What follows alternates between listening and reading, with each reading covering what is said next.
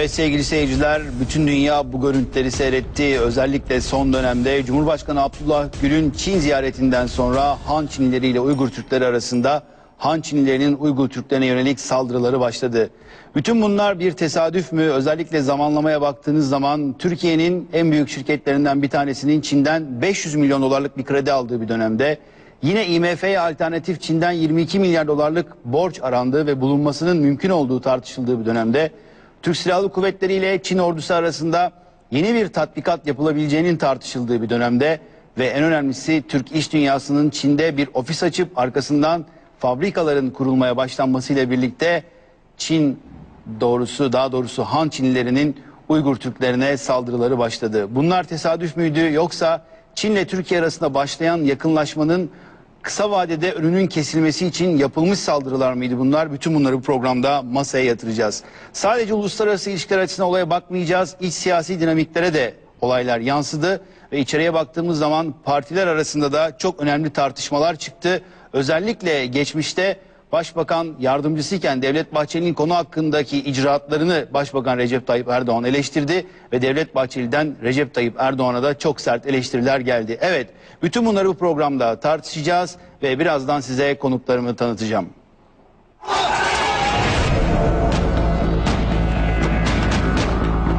One Minute kahramanlığıyla İsrail'e ders verdiğini zannediyorsun. Uygur Türklerini katliamlara niye sesin çıkmıyor?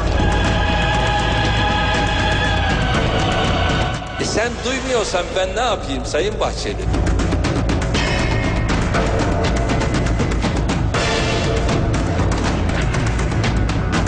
Çelişkili, tutarsız açıklamalarla bir denge kurmaya çalıştı. Bütün deterjanları bir kazanın içerisine döküp AKP'yi yıkamadıktan sonra sana AK Parti denemez. Eğer deterjan bulmakta sıkıntı çekiyorsa kendilerine biz yeteri kadar deterjan göndeririz. Kendi işesi olmasın. Evet sevgili seyirciler, Türkiye-Çin denklemi Ankara'da tansiyonu yükseltiyor. Bu konuyu masaya yatıracağız ve 1,3 milyardan fazla Çinlinin %90'ından fazlasını oluşturan Han Çinlileri. Altını çiziyorum çünkü Türk kamuoyunda bu tip söylemler aslında çok bilinmiyor ve Han Çinlilerinin çok kısıtlı bir nüfus olduğu orada düşünülüyor. 1,3 milyar Çinlinin %90'ından fazlasını oluşturan Han Çinlileri, ben de bu bilgileri nereden doğruluyorum? Önümde şu an itibariyle Newsweek dergisi var ve Uygur Türklerine ayrılmış özel sayısından buradaki detayları sizlerle paylaşıyorum. Bütün bu konuları kimlerle tartışacağız? Hemen konuklarımı tanıtmak istiyorum. Yavuz Onay, Türk-Çin İş Konseyi Başkan Vekili. Hoş geldiniz. Profesör Doktor Nadir Devlet, İstanbul Ticaret Üniversitesi Uluslararası İlişkiler Bölümü öğretim üyesi. Hoş geldiniz. Halit Kakınç, gazeteci, yazar. Sizinle daha çok tartıştık programlarda geçmişte ama bu sefer tartışmayacağız. Ve Seyit Tümtürk, Dünya Uygur Kongresi Genel Başkan Yardımcısı. Evet, bütün bunları masaya yatıracağız, tartışacağız ve Newsweek dergisinden de özellikle bazı paragrafları ben sizinle paylaşmak istiyorum.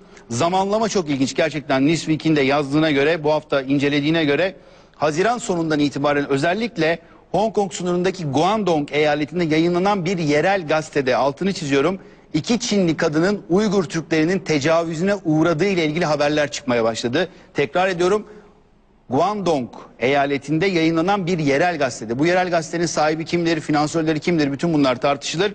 Bu haberlerin çıkmaya başlamasından sonra Çinlilerle Uygur Türkleri arasındaki kavga şiddetlendi ve bugünlere gelindi. Girişte saymıştım, çok önemli bir dönemdi. Özellikle IMF'ye alternatif borçlanmanın hükümet kaynaklarınca Çin'den yapılabileceğine dair söylemler vardı. Arkasından Türkiye IMF ile anlaşırız açıklamasını yaptı ve hemen arkasından Nabucco ile ilgili anlaşma imzaladı. Bütün bunları masaya yatırmaya şu an itibariyle başlıyoruz ve ben hemen akademiden kavramlardan yola çıkarak pratiğe doğru gelmek istiyorum.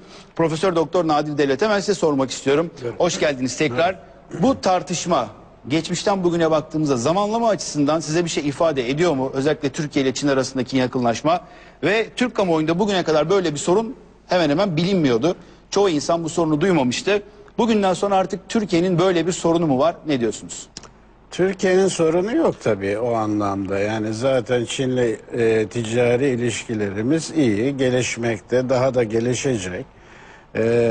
Yalnız bu olay bizi tabii bilhassa kamuoyunu çok rahatsız ettiği için bir takım geri çekilmeler, geri adımlar atılacaktır. Ama yatırımların hemen kesileceğini ben düşünmüyorum. Buna benzer olaylar, bizim protestolarımız İtalya'ya da karşı oldu, Fransa'ya da karşı oldu.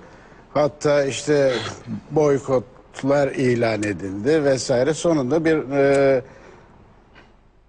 olay mecrana aktı. Yani ben de bundan büyük bir değişiklik olacağını tahmin etmiyorum. Evet. Hemen ben Halit Kakınç'a sormak istiyorum. Sizin görüşünüz nedir bir gazeteci olarak olaya baktığınızda? Geçmişten bugüne sorunlar ve yeni bir sorun mu ortaya çıkıyor? Şimdi geçmişten bu yana aslında sorun var. Sorun doğrudan Türkiye ile bağlantılı olarak düşünülmesin. Çin'in bir Doğu Türkistan meselesi var. Biz ne yazık ki olay hakkında fazlaca fikir sahibi değiliz. Gündemimizi meşgul etmiyor. Ama bu böyle bir sorun yok anlamına gelmiyor. Abdülaziz döneminde 13 yıl boyunca bütün camilerden hutbe okundu ve Osmanlı'ya bağlandı Doğu Türkistan. 1940-51 arasında Osman Batur diye bir kahraman yetiştirdi ve neredeyse tam bağımsızlık sağladı tekrar işgal olana kadar.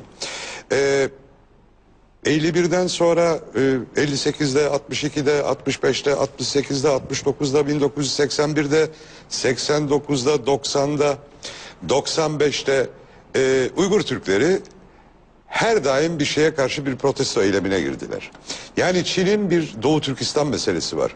Olması da son derece tabii. Niye tabii? Çünkü 300 milyon ton bir petrol rezervi var Doğu Türkistan'da.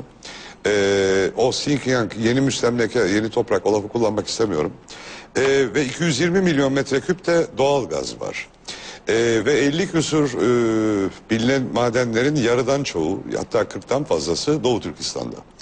Doğu Türkistan son derece zengin bir yer. Çin başına ikinci belayı almak istemiyor. Yani bu Türkiye'den daha öte bir şey. Tibet diye bir yer var. Evet. Biliyorsunuz 2 milyon nüfus, bütün dünyayı birbirine katıyor, dalaylama bilmem ne. Burada 10 milyon, Kazakları da toplarsanız 10 küsür milyon Türkiye bir nüfus var. Çin bu rahatsızlığı ortadan kaldırmak istiyor, benim görüşüm o. 10 milyonluk bir nüfus ortadan kaldırılabilir mi? Yalnız bir cümle kullandınız, benim ilgimi çekti. Evet. Dediniz ki Uygur Türklerinde de bir agresif bir yapı vardı, ben öyle anladım. Agresif yapı yok. Şimdi Doğu Türkistan çok önemli bir yer Türk tarihinde. Yani Kaşgarlı Mahmud'un ülkesi, Yusuf Hasacıbin ülkesi, Ahmet Yükneki'nin ülkesi, Satık Buğrahan, ilk İslamiyet'i kabul eden Karahan hükümdarı, Türk hükümdarı ve orada yerleşik kültür, Türk kültürü belki Batı Türkistan'a kıyasla çok daha dirençle, çok daha inatçı bir şekilde varlığını koruyor. Çin bunu kaldıramıyor, buna tahammül edemiyor. Yani bir şekilde silme plan programı var. Bu da yeni bir uygulama diye düşünüyorum. Peki sizce siz Türkiye'de özellikle Kürt sorunuyla ilgili de birçok demeç verdiniz, yazı yazdınız. Hatta çok önemli bir cümleniz öne çıktı. Dediniz ki oğlumu askere göndermezdim. Şimdi çok net olarak sormak istiyorum. Sizce Çin toprağı mıdır orası? Baktığınız zaman Çin açısından olaya baktığınızda. Orası 2500 yıllık Türk toprağı. Evet. Çin toprağı diye bir şey söylemek mümkün değil. Orası yani 1700 yıllarda Çin Mançur işgaline uğradı. Orası özbeöz Türk toprağı. Evet. Çünkü bu tip söylemler de var. Yani Türkiye ile kıyaslanıyor ve deniyor ki Türkiye nasıl kendi bölgesinde özellikle kendi toprakları üzerinde yaşayan etnik azınlıklara karşı baskıcı bir yapı sergiliyorsa şimdi başka bir ülkenin iç işlerine karıştığı iddia ediliyor. Bu basında çıkan yazılardan tırnak içinde İki söylüyorum. konu tamamen Birbirine karışıyor. Farklı. Orası Doğu Türkistan'dır. Evet. Çin orayı işgal edip bir takım primlerle oraya zorla memur göndermiştir. Bir çocuktan fazla yapmak yasaktır ama eğer Doğu Türkistan'da görev yapan bir Çin devlet memuruysanız 2 çocuğa izin var. Verilen maaşlar 2 katı 3 katı ve Doğu Türkistanlı yani Türk orada 2500 yıldan bu yana yaşıyor. Yani çok farklı olay. Ya kendi yurdundan edilmek isteniyor, kendi topraklarından edilmek isteniyor. Türkiye'nin bakışını provoke edilsin anlamına söylemiyorum. Ama olay çok farklı. Orası bizim kültürümüz açısından da çok ama çok önemli bir yer. Yani söz gelin bir Özbekistan'a, Kırgızistan'a gittiğiniz zaman aradan bir hafta 10 gün 15 gün geçmesi lazım ki diyalekte, lehçeye adapte olasınız. Urumçi'de ya Kaşgar'da uçaktan inin, doğrudan konuşmaya başlarsınız Anadolu'daki herhangi bir köye kasabaya gitmiş gibi. Evet. Yani demek istemiyorum ki Türkiye ile Çin'in münasebetleri bu konuda bozulsun ama bizim kamuoyu maalesef bir takım şeyleri bilmiyor. Öğrendiği zaman bilgiden yoksun olduğu için tam değerlendiremiyor. Mahrum kalmasın, öğrensin orada ne oluyor. Evet. Hemen o zaman dönelim Seyit Tüm Türkiye. Orada neler oluyor? Kaldığımız yerden devam edelim. Teşekkür ederim Yiğit Bey. Yani bizim 35 milyon Müslüman Türk'ün sesini Habertürk kanalıyla 70 milyon Türkiye'ye anlatma fırsatı verdiğiniz için ben teşekkür ederim. Evet, buyurun. Ayrıca geçen hafta Sayın Yavuz Onay Bey, biz yoktuk, burada size konuk oldu ve Doğu Türkistan'la ilgili de çarpıcı açıklamalar yaptı. İlerleyen dakikalarda ona da cevap vereceğim. Çünkü cevap hakkımız doğdu burada. Şimdi sizin Bu arada Yavuz Onay Bey ile ilgili olarak da sanırım MHP lideri Devlet Bahçeli'den ciddi açıklamalar da geldi. Tabii teşekkür ediyorum Sayın Doktor Devlet Bahçeli Bey'e. Kendine yakışır bir cevap verdi. Hatta Ben de Devlet vereceğim. Bahçeli Yavuz Onay'ı hain ilan etti diye bazı basın kuruluşlarına da yazılar çıktı biliyorsunuz. Şimdi öncelikle sorunuza cevap Evet, verip buyurun. ilerleyen dakikalarda bu konuya değineceğiz inşallah. Ben buradayım. Evet. Yavuz Onay Bey de burada, karşılıklı cevaplaşacağız. Şimdi Doğu Türkistan meselesi nedir diye sordunuz. Doğu Türkistan meselesini bir hafta 10 günlük olaylarla açıklamak mümkün değil. Doğu Türkistan meselesi 35 milyon Müslüman Türk'ün yaşadığı, şu anda 35 milyon Müslüman Türk'ün yaşadığı, Türklerin ana yurdu olarak bildiğimiz tarihte Kaşgarlı Mahmut dediğimiz Türklerin dilinin, lügatını yazan Kaşgarlı Mahmut'un yurdu Doğu Türkistan. Bugün Doğu Türkistan'daki olaylar, aziz yurdumuz Doğu Türkistan'ın 1949'da Komünist Çin işgalcileri tarafından, yani Mao ve arkadaşları tarafından işgal edilişiyle birlikte 2009 senesine kadar süren 60 yıllık süreç içerisinde işgal ve işgal sonrasında çok yoğun bir asimilasyon politikası uygulanmıştır. Bu nedir derseniz birkaç cümle madde madde arz edeceğim. Birincisi, 1930'lu yıllarda Doğu Türkistan'da %3 göçmen Çinli var. Bir. İkincisi, Doğu Türkistan'da bizim kendi dilimizde eğitim yaptığımız kendi kurumlarımız var ve bugün Doğu Türkistan'da Uygurca, Türkçe yasaklanmış.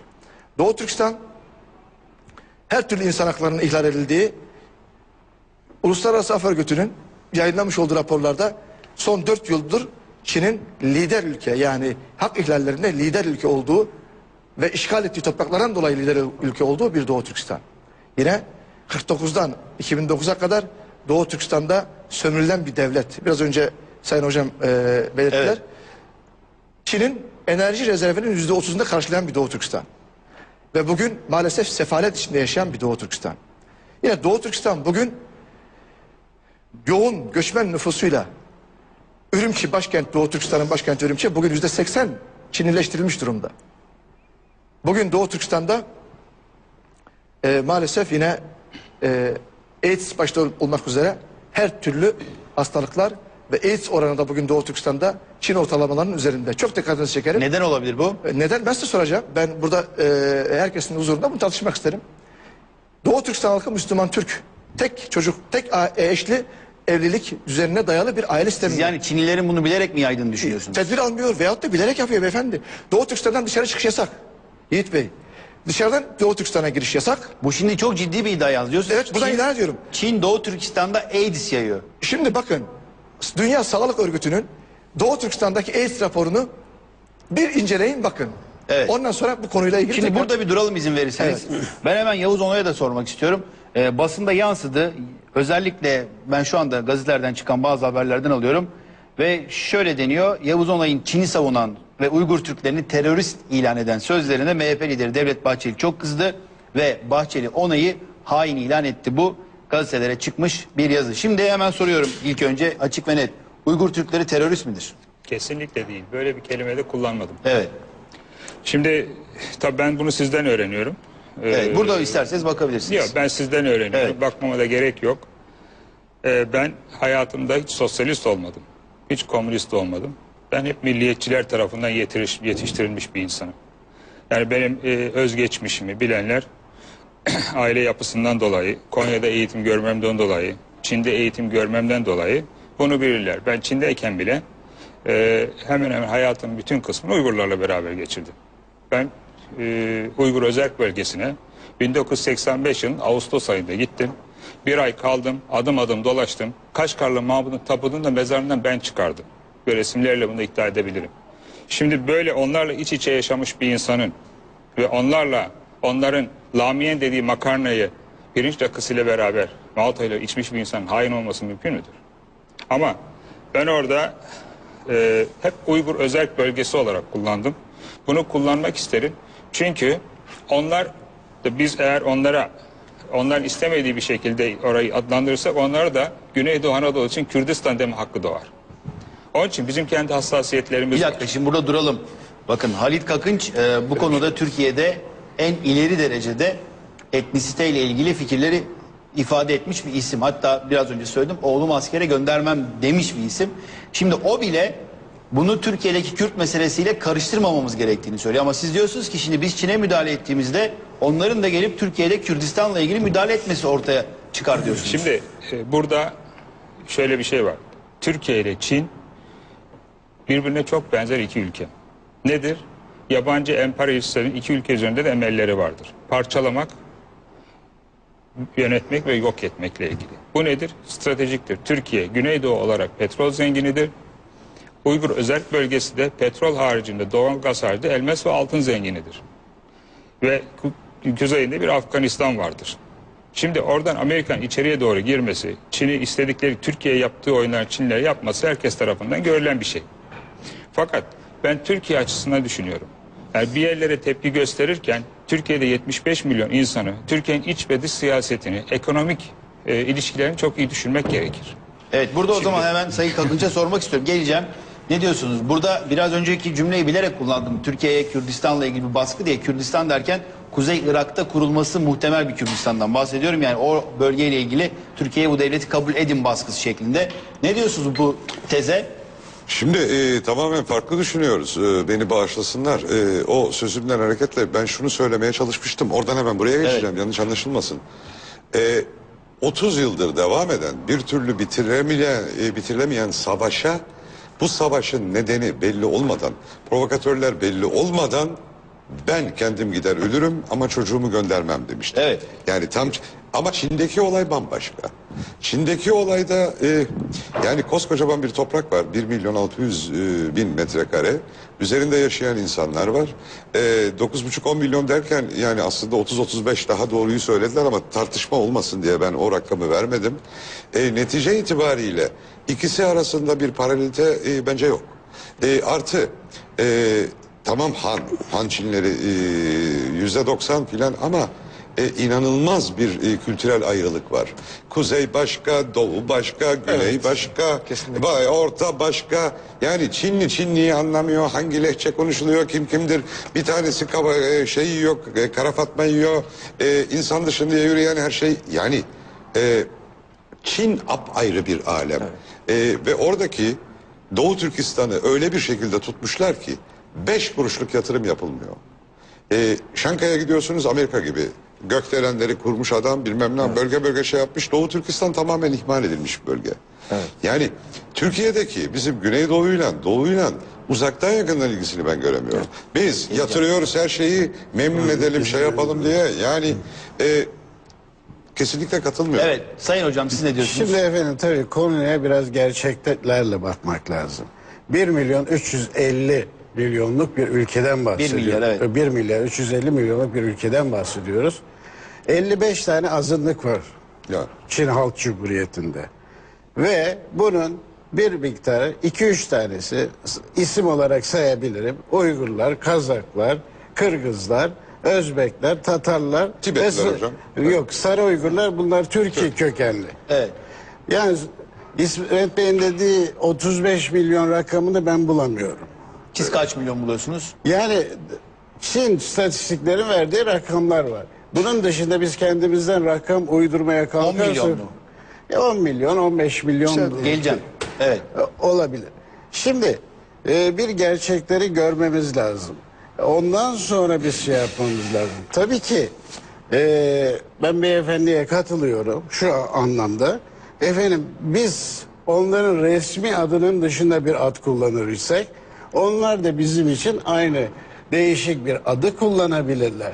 Yani bu uluslararası ilişkilerde, dünya ilişkilerinde bu böyledir. Yani siz diyorsunuz ki Türkiye Çin'in iç işlerine karışmak yolunda ilerler bu ismi kullanırsa. Bu ismi evet kullanmadan da biz konuya insan hakları açısından gireriz. Kalbimiz yanıyor, acıyoruz ama biz orada insan haklarını vurgulamamız lazım. Uygurların kaybettiği haklar varsa bunların tekrar Peki, canlandırmasını istememiz lazım. Türkiye'de bunun Kürt meselesine benzetilmesi hakkında ne düşünüyorsunuz? Çok kısa onu da alayım. Şimdi dünyada azınlıklar konusu var. Bilhassa 1991'de Sovyetler Birliği'nin dağılmasından sonra bu konu daha fazla gündeme gelmiştir. Bir takım uluslar otomatikman bağımsız olmuş, diğerleri olamamıştır. Ve bunun mücadelesi sürmektedir. Zaten Rusya Federasyonu içine Çeçenistan Savaşı'nın çıkmasının nedeni de budur. Şanghay İşbirliği Örgütü'nün kurulmasının nedeni de Rusların Çeçen problemi, Çinlilerin Uygur problemidir. Yani azınlık sorunu dünyanın her yerinde vardı. Ama totaliter ülkelerde çözümü güç kullanmakla halletmeye çalışıyorlar. Ki bu Rusya Federasyonu'nda da aynı şekilde oldu. Şimdi Çin Halk Cumhuriyeti de aynı yolu beni. Çünkü Çin'in liberal ekonomiye geçmesi, onun sisteminin liberal olması, insan haklarına saygılı olmasını gerektirmiyor ki. Her sene 3000-4000 kişi kurşuna dizilerek öldürülüyor orada. Yani burada insan hakları yok. Yani bizim dünya kamuoyuna duyurmaya çalışmamız gereken şey oradaki Uygur soydaşlarımızın ne kadar ezildiği konusudur. İnsan hakları. İnsan hakları. İnsan hakları, evet. Peki burada ben tekrar Yavuz Onay'a geleceğim. Son olarak size geleceğim konuyu toparlamak için. Yavuz Onay'la ilgili çünkü çok mesaj geliyor. Biliyorsunuz Türkiye'de tepki bu şekilde genelde yansıtılır. Örneğin işte sorular var. Yavuz Onay'ın bir kısım Çinli akrabaları olduğu söyleniyor falan. Bunları geçiyorum. Tamamen aslında insanların olayı nasıl algıladığını göstermek için sadece şunu söylemek istiyorum. Sizin eşiniz herhalde Çinli. Dolayısıyla herhalde bu mesajlar da onunla ilgili. Siz buradaki iddialarda, mesajlardaki bunu tamamen objektif olarak soruyorum. Yani kendinizi daha iyi ifade etmeniz açısından. Çünkü hakkınızda bazı yanlış anlaşılmalar olmuş. Siz Çin'e mi daha yakın duruyorsunuz? Ben öz ve öz milliyetçi ve devletçi bir insanım. Özümden ve sözümden vazgeçmem. Ama burada ben bu söylemlerimi yapıyorsam Türkiye Cumhuriyeti'nin ve milletin çıkarlarını korumak için.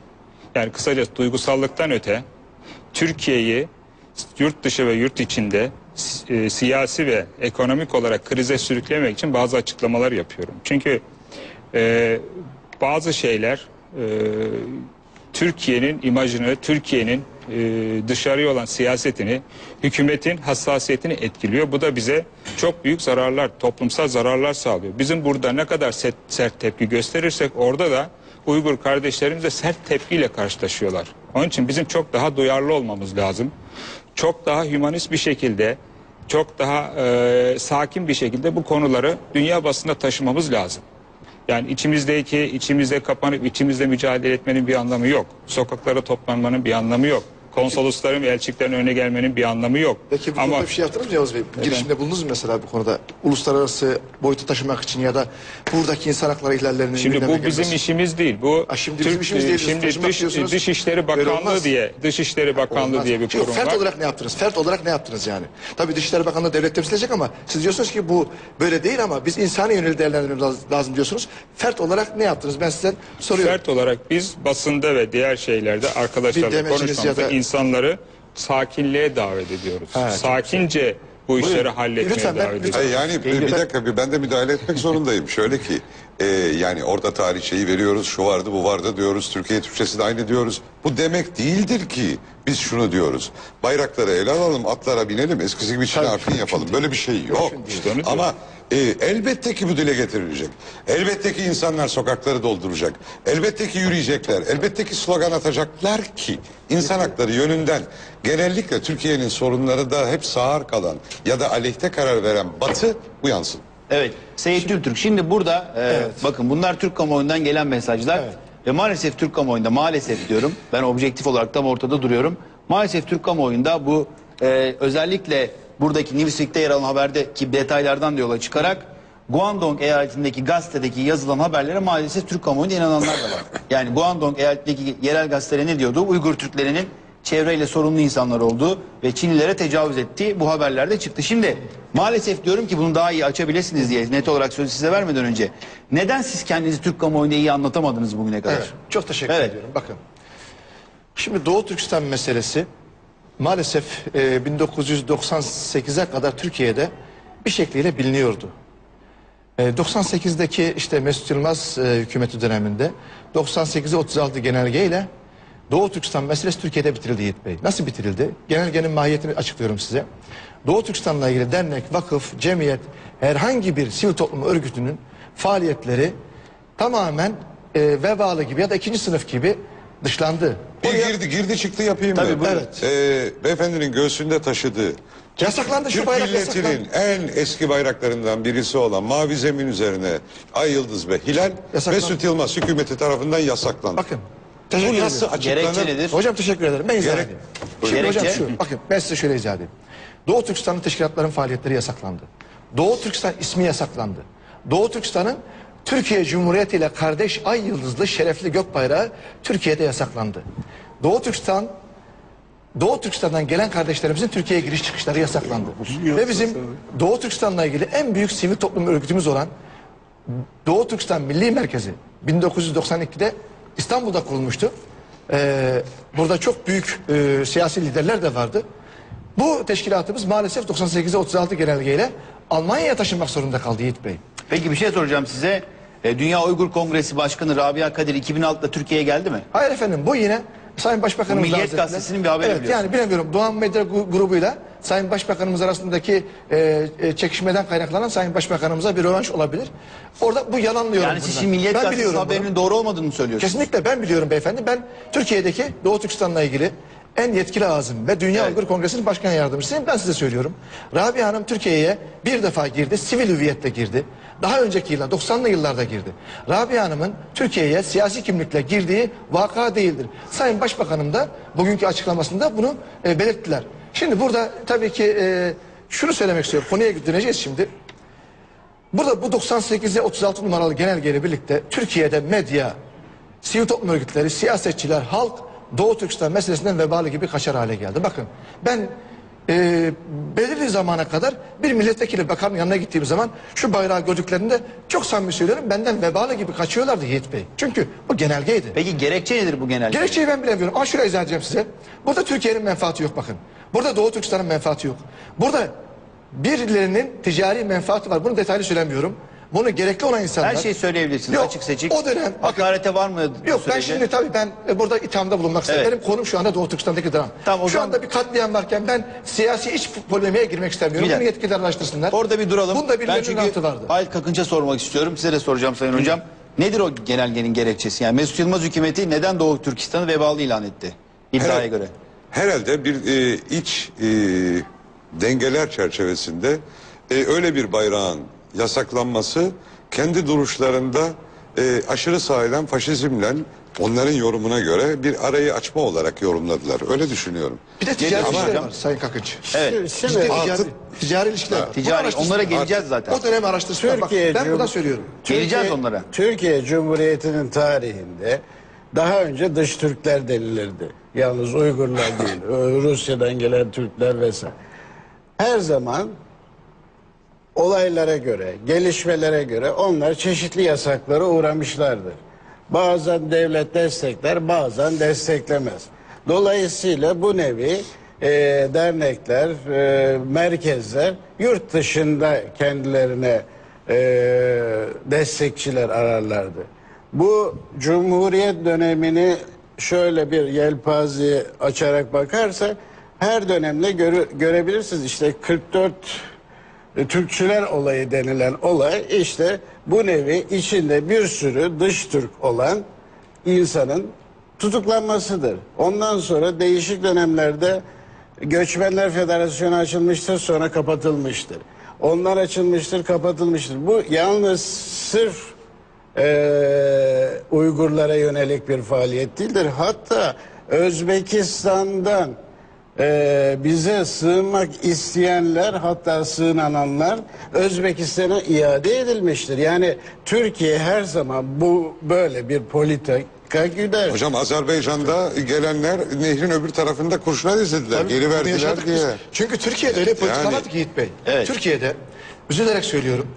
Büyük Önder Mustafa Kemal Atatürk'ün maalesef bu coğrafyayla ilgili doktrini hiçbir zaman uygulanmadı. Yani Büyük Önder'in veciz bir sözü var, diyor ki 1936 yılında.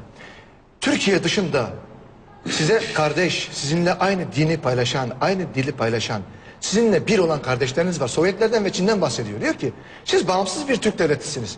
Sizin onlara gelmesini beklemeyin. Onlar işgal altında. Siz onlara elinizi uzatın. Onların bağımsızlığını beklemeyin. Bu veciz söz maalesef daha sonraki dönemde Türk siyasetinde bu icra edilmedi. Sayın burada üzülerek söylüyorum, maalesef bu devlet politikası haline gelmedi. Birileri bunu manipüle etti. Paralel bir örnek verebilir miyim? Hocam beni affetsin adamın yanında. Şu 1960'lı yıllar, sözünüzü kestim ama Estağfurullah. çok paralel olduğu Tabii, için. tabii. Süleyman Demirel Başbakan ve ilk defa olarak Bakü'ye, Azerbaycan'a bir gezi yapıyor. Evet. Açık gazetede de verebilirim. Milliyet gazetesini aldık, okuduk. Birinci sayfadan haberde şöyle diyor giden. Ne enteresan bir ülke. Ne kadar çok insan Türkçe biliyor ama Türkçeyi bir tuhaf konuşuyorlar. Maalesef. Yahu Azerbaycan'ın Oğuz Türk'ü, kardeşim. Batı Türk'ü olduğunu bu ülke 60'lı yıllarda bilmiyordu. Kaldı ki Uygurlar. İzin verirseniz bir anekdot gene Tabii. Uygurlarla ilgili şey yapayım. Merhum İsa Yusuf Alptekin ki 50'li yıllardan sonra Türkiye'ye gelen Uygur ve Kazakların lideridir. O bu Doğu Türkistan davasını her türlü makamda anlatmaya çalışırdı. Ben oğlundan dinledim. Erkin Alptekin'den. Çağlayangil Dışişleri Bakanı. Çağlayangil'e gidiyor İsa Bey merhum, anlatıyor işte Doğu Türkistan şöyle, Doğu Türkistan böyle, Doğu Türkistan işte şöyle sorunları var. Sayın Bakanımız geliyor. diyor burada? Kuzum İsa Bey neresi bu Doğu Türkistan? Hayır. Hayır. Burada Yani bizim bilgi yetersizliğimiz yani bizim Evet. de suçumuz. Burada yok. size geleceğim ama Yavuz Onay'dan da devam etmek istiyorum. Ama Şimdi ben hiç konuşamıyorum. Hayır, konuştunuz. Ben Şimdi konuşamıyorum. Yavuz Onay hiç konuşmadı. Yok, Bakın. şimdi burada olay muhatap benim. Bana dakika. biraz daha tolere etmenizi Ben isterim. sizin tolere edeceğim merak etme ama Yavuz Onay'ın da fikirlerini söylemesini istiyorum. Çünkü Yavuz Onay'ın fikirleri buradakilerden farklı gibi Tabii. görünüyor. Şu an itibariyle farklı fikre saygı göstermemiz gerekiyor. Şimdi Yavuz Bey biraz önce dediler ki Seyit Tümtürk ticari ilişkiler yüzünden özellikle Çin'le Türkiye arasındaki ticari ilişkiler yüzünden birileri para kazansın diye Doğu Türkistan'la ilgili mesele raf altına kaldırıldı, masa altına itildi. Siz de Türk-Çin İş Konseyi Başkanısınız. Şimdi siz mi kazandınız bu paraları? Şimdi Çin'le Türkiye arasındaki ticari tarihe bakarsanız halihazırda böyle bir para kazanan bir şirket yok. Yani öyle ahım şahım ele avuca gelecek, O zaman niye basında zarar ediyoruz, yansıyacak kaybediyoruz diyoruz bir Yavuz Bey şirketimiz, bir şeyimiz yok. Ama burada siyasi dengeler, ekonomik dengeler söz konusu. Bak anlatmaya çalışıyoruz ama hissi olarak bir yere varamayız. Bak burada fatura Türkiye'ye çıkıyor. Faturayı Türkiye'ye çıkartıyorlar. Buna engel olalım. Bunu tahriklere gelmeyelim. Şimdi Türkiye fazla tepki gösteriyor. Çünkü Uygur kardeşlerimizin en fazla yaşadığı, yoğun olarak yaşadığı yer Türkiye. Türkiye bu faturayı kim ödeyecek diye düşünüyorlar. Bu faturayı Türkiye ödeyecek. Onun için biz buna alet olmayalım. Çok pardon. Bana ver, Hangi lütfen. faturayı Bir ödeyecek diye saniye, ben hocam, merak ben ettim. cevap Tabii hangi fatura? Dış karşılıklı dengelere baktığınız zaman Hocam, bir saniye. inanılmaz önemsiz ben bir izah rakam edeyim, Türkiye'nin Çin'le Ben şeyi. bir konuyu izah edeyim. Yani kim hangi parayı kaybedecek bunu anlatırsanız Şimdi biz de Yiğit Bey, öğrenelim. Yavuz Bey dedi ki çok mu kazanıyorsunuz dedi, kazanmıyoruz. O zaman niçin ilişkilerin bozulmasından korkuyorsunuz Yavuz Bey? Evet Yavuz Bey. Ben bu onu cevapla soruyorum size. alalım. Buyurun. Bozulsun o zaman ilişkiler. Türkiye kazanmıyor. Türkiye kaybediyor. Belki siz kazanıyorsunuz, onun için savunuyorsunuz. Bilemiyorum ama Türkiye kaybediyor. Bakın. Ben açıklayacağım bir saniye. Yani siz şimdi Yavuz Bey'in şahsi kazancı olduğunu mu iddia ediyorsunuz? Yok bilemiyorum. Ben hani soruyorum kendisine. Çin'le Kazanıyor, iş yapanlar mı kazanıyor? Yani çok savunduğuna göre demek ki bir ticari kazancı var ki yanlış Türkiye anlamayın. kaybettiği halde Lütfen, savunuyor. lütfen. Gel. Ben one minute demeyeceğim. Lütfen. O diyemezsiniz. O başbakan'a az bir kelime. kadar Onu İngilizcem sizin yok. demeniz mümkün değil. Yok, o Onu kadar ancak İngilizcem başbakan diyebilir. Evet. Belki hanımdan korkuyor. O da Bilemez ya. Mutlaka eve gidince hanım o one minute'un hesabını sorar sizden. Yani o mümkün değil. O başbakana ait. Bu işin esprisi yani bağışlayın. Şimdi benim bir şeyim vardır. En kazak erkek benim babamdır. O da anamın sözünü dinler. Evet. Yani dünyada kazak erkek diye bir şey yok. Tabii ki hepimiz karılarımızdan korkuyoruz. o bir gerçek. Çünkü kadının milliyeti yok. Biz de milliyetçiyiz diye onlar, yani kadınlar arkasında hava atıyoruz ama onlar da milliyeti yok. Şimdi işin şaka tarafı şu. Burada fatura Türkiye çıkıyor dediğimiz zaman uluslararası bir şey, ulusal yani dünya çapında evrensel bir şey düşünmek gerekir. Şimdi birileri Çin üzerinde oyun oynuyor. Birileri bazı toprakları Çin'den koparmaya çalışıyor. Bak bunu Tibet'te başaramadılar. Hindistan'ı Çin topraklarına soktular, başaramadılar. Önemli olan burada bir şey olduğu zaman Çin'in tepkisine nasıl bir tepki gösteriyor? Kanlı mı kansız mı? Şimdi burada bir oyun oynandı. Çin'in tepkisi çok sert oldu ki sistemine göre sert bir tepki. Çünkü bu Rusya'da gibi ülkelerde ya komünist ülkelerde olağan şeyler çok sert bir oldu. Ve bunun faturası şu anda Türkiye'ye çıkarılıyor. Bu oyuna gelmeyelim diyorum. Sakin olalım. Bunu hocamızın dediği gibi insan hakları yönde çözelim. Dünyaya kim taşıyacaksa taşıyalım. Bunu kim yapacaksa yapsın.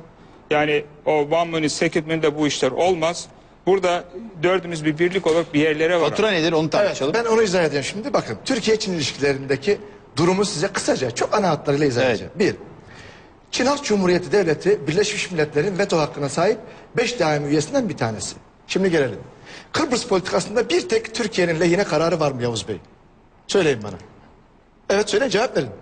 Yavuz Bey Bir olacak saniye. diye ümit ediyor. Ümit ediyor. İki. Yavuz Bey buyurun cevap Bir verin saniye. bunlara, evet. Bir saniye, ben hepsini soruyu toplu cevap versin. Evet. İki. Türkiye-Çin ilişkilerinde 1'e 10 Türkiye'nin kaybı var. Yani 1 milyar dolar ihracatımız varsa 10 milyar dolar ithalatımız var. Yuvarlak rakam söylüyorum. Burada bunu da cevap verin. Var mı bir kazancımız burada? Var. Tamam. 2, 3. Var diyorsunuz. Nedir Güzel. kazancımız? Bakın 10 milyar dolar deniyor. Yavaş yavaş gidelim. Tabii 7,5 milyar dolar bunun resmi. Çantalarla gelen o kaçakçıların getirdiği veri 10 milyar dolar yapıyor. Şimdi Türkiye'nin Çin'den aldığı mallara bakacaksınız. Ne alıyor? Ham madde. Hayır. Ne alıyor? Yarı mamul. Yok. Ne alıyor? Günlük kullanım malı dediğimiz tahtakale ürünleri alıyor. Şimdi 7 milyar dolara baktığınız zaman bunun yaklaşık 6 milyar doları Türkiye'de sanayide kullanılan katma değer ilave edilen malların girişiyle ilgili. Bu oyuncaklarla, bu bilmem nelerle 6-7 milyar doları bulmaz. Tam aksini iddia ediyorum. Öyle mi? Türkiye'den ham madde gidiyor Çin'e. Ne gidiyor? Ekseriyetle. Bir dakika ne gidiyor? Ne Ne gidiyor? mi gidiyor? Budun madenlerimiz Çin'e gidiyor. Ne kadar, Mermerlerimiz- yılda ne kadar gidiyor? Ne kadar gidiyor? Zaten dakika, kaç yılda ne ne kadar, kadar var? gidiyor? 200 milyon dolarlık, 300 milyon dolarlık ne kadar olabilir ki? 10 milyar dolara O zaman karşısında. niye diyorsun ki Ya şimdi dur Türkiye'den bir dakika maden ya. Allah aşkına Canım, halılar, yapmayın halılar ya. bile gidiyor Ya orada yapılıyor. bir Türk saniye. taksiteye Bunu açıkladım. satılıyor. Dur bir saniye. O da Allah var. aşkına yapmayın. Şimdi ucuz Çin mallarıyla fabrikalarımız kapanıyor Ya burada. iplikleri gidiyor. Yiğit Bey, onlarca yüzlerce fabrikalar kapandı ucuz Çin malları. Kapanıyor mu Yavuz Bey? Söylesin kendi söylesin. O Çinlerin hatası değil. O bizim kendi hatamız. Evet. Biz iç piyasada O da bizim maliyeti hatamız. yükseltirsek. O da Türkiye'deki Türklerin hatası. Sendikalara, Uygun Türklerin sendikalara hatası. her 6 ayda bir ücret bilmem ne şu ham maddenin miktarı ben en fazla enerjinin en pahalıya kullanıldığı bir ülkede siz katma değeri az olan bir şeyde rekabeti sağlayabilir misiniz? Bakın. Tekstilde oyuncakta Üçüncü devlet soruyu soruyorum sahibi Yiğit Bey. ama Üçüncü soruyu high-tech soruyorum. yaparsanız Bir dakika, demir bir saniye. çelikte bunu Şimdi şunlar yapabilirsiniz. bir beş Üçüncü dakika. soruyu da soralım. Şimdi efendim bu ekonomiyle bu konuya çözüm bulamayız. Bulamayacağız zaten bunu kapatacağız. Ekonomiyi geçelim. Çünkü o zaman biz Ekonomiyi geçelim. Rusya'yla da iç ticaret yapmıyoruz. Onu kesinlikle haklısınız. Yalnız bir şey var. Bakın bir Hatırlar dakika. mısınız Yiğit Bey? Bir varyak olayı var. Bir varyak olayı var. Hafızanız yok. Evet. Geldi Dediler geçti. ki bize, Allah. bize dediler ki varyak gemisini geçirin boğazlardan size 2 milyon turist göndereceğiz. Hafızanızı yoklayın. Evet. Bak Çin hilesi, Çin sahtekarlığı. Yalan mı tekrar- diyorsunuz? Ne oldu varyak gemisi Yiğit Bey? Varyak Bir gemisi dakika dediler Sayın ki, Kakınç'a soralım, yalan mıydı? Yalan. Yalan. Külliyen yalan. Biz bir de bir şey var. yok, O turistik yalana, amaçlı kullanacağız o dediler. yalana Bak. bir de şunu ilave etmem lazım. Herhalde bir karşı çıkmayacaksınız. O Tahtakale'de çok ucuza aldığımız Çin malları ertesi gün bozuluyor. Bu da mı bizim suçumuz? Şimdi o kadar kötü ki. bir malı maliyetine ucuz fiyat alırsan bozulur.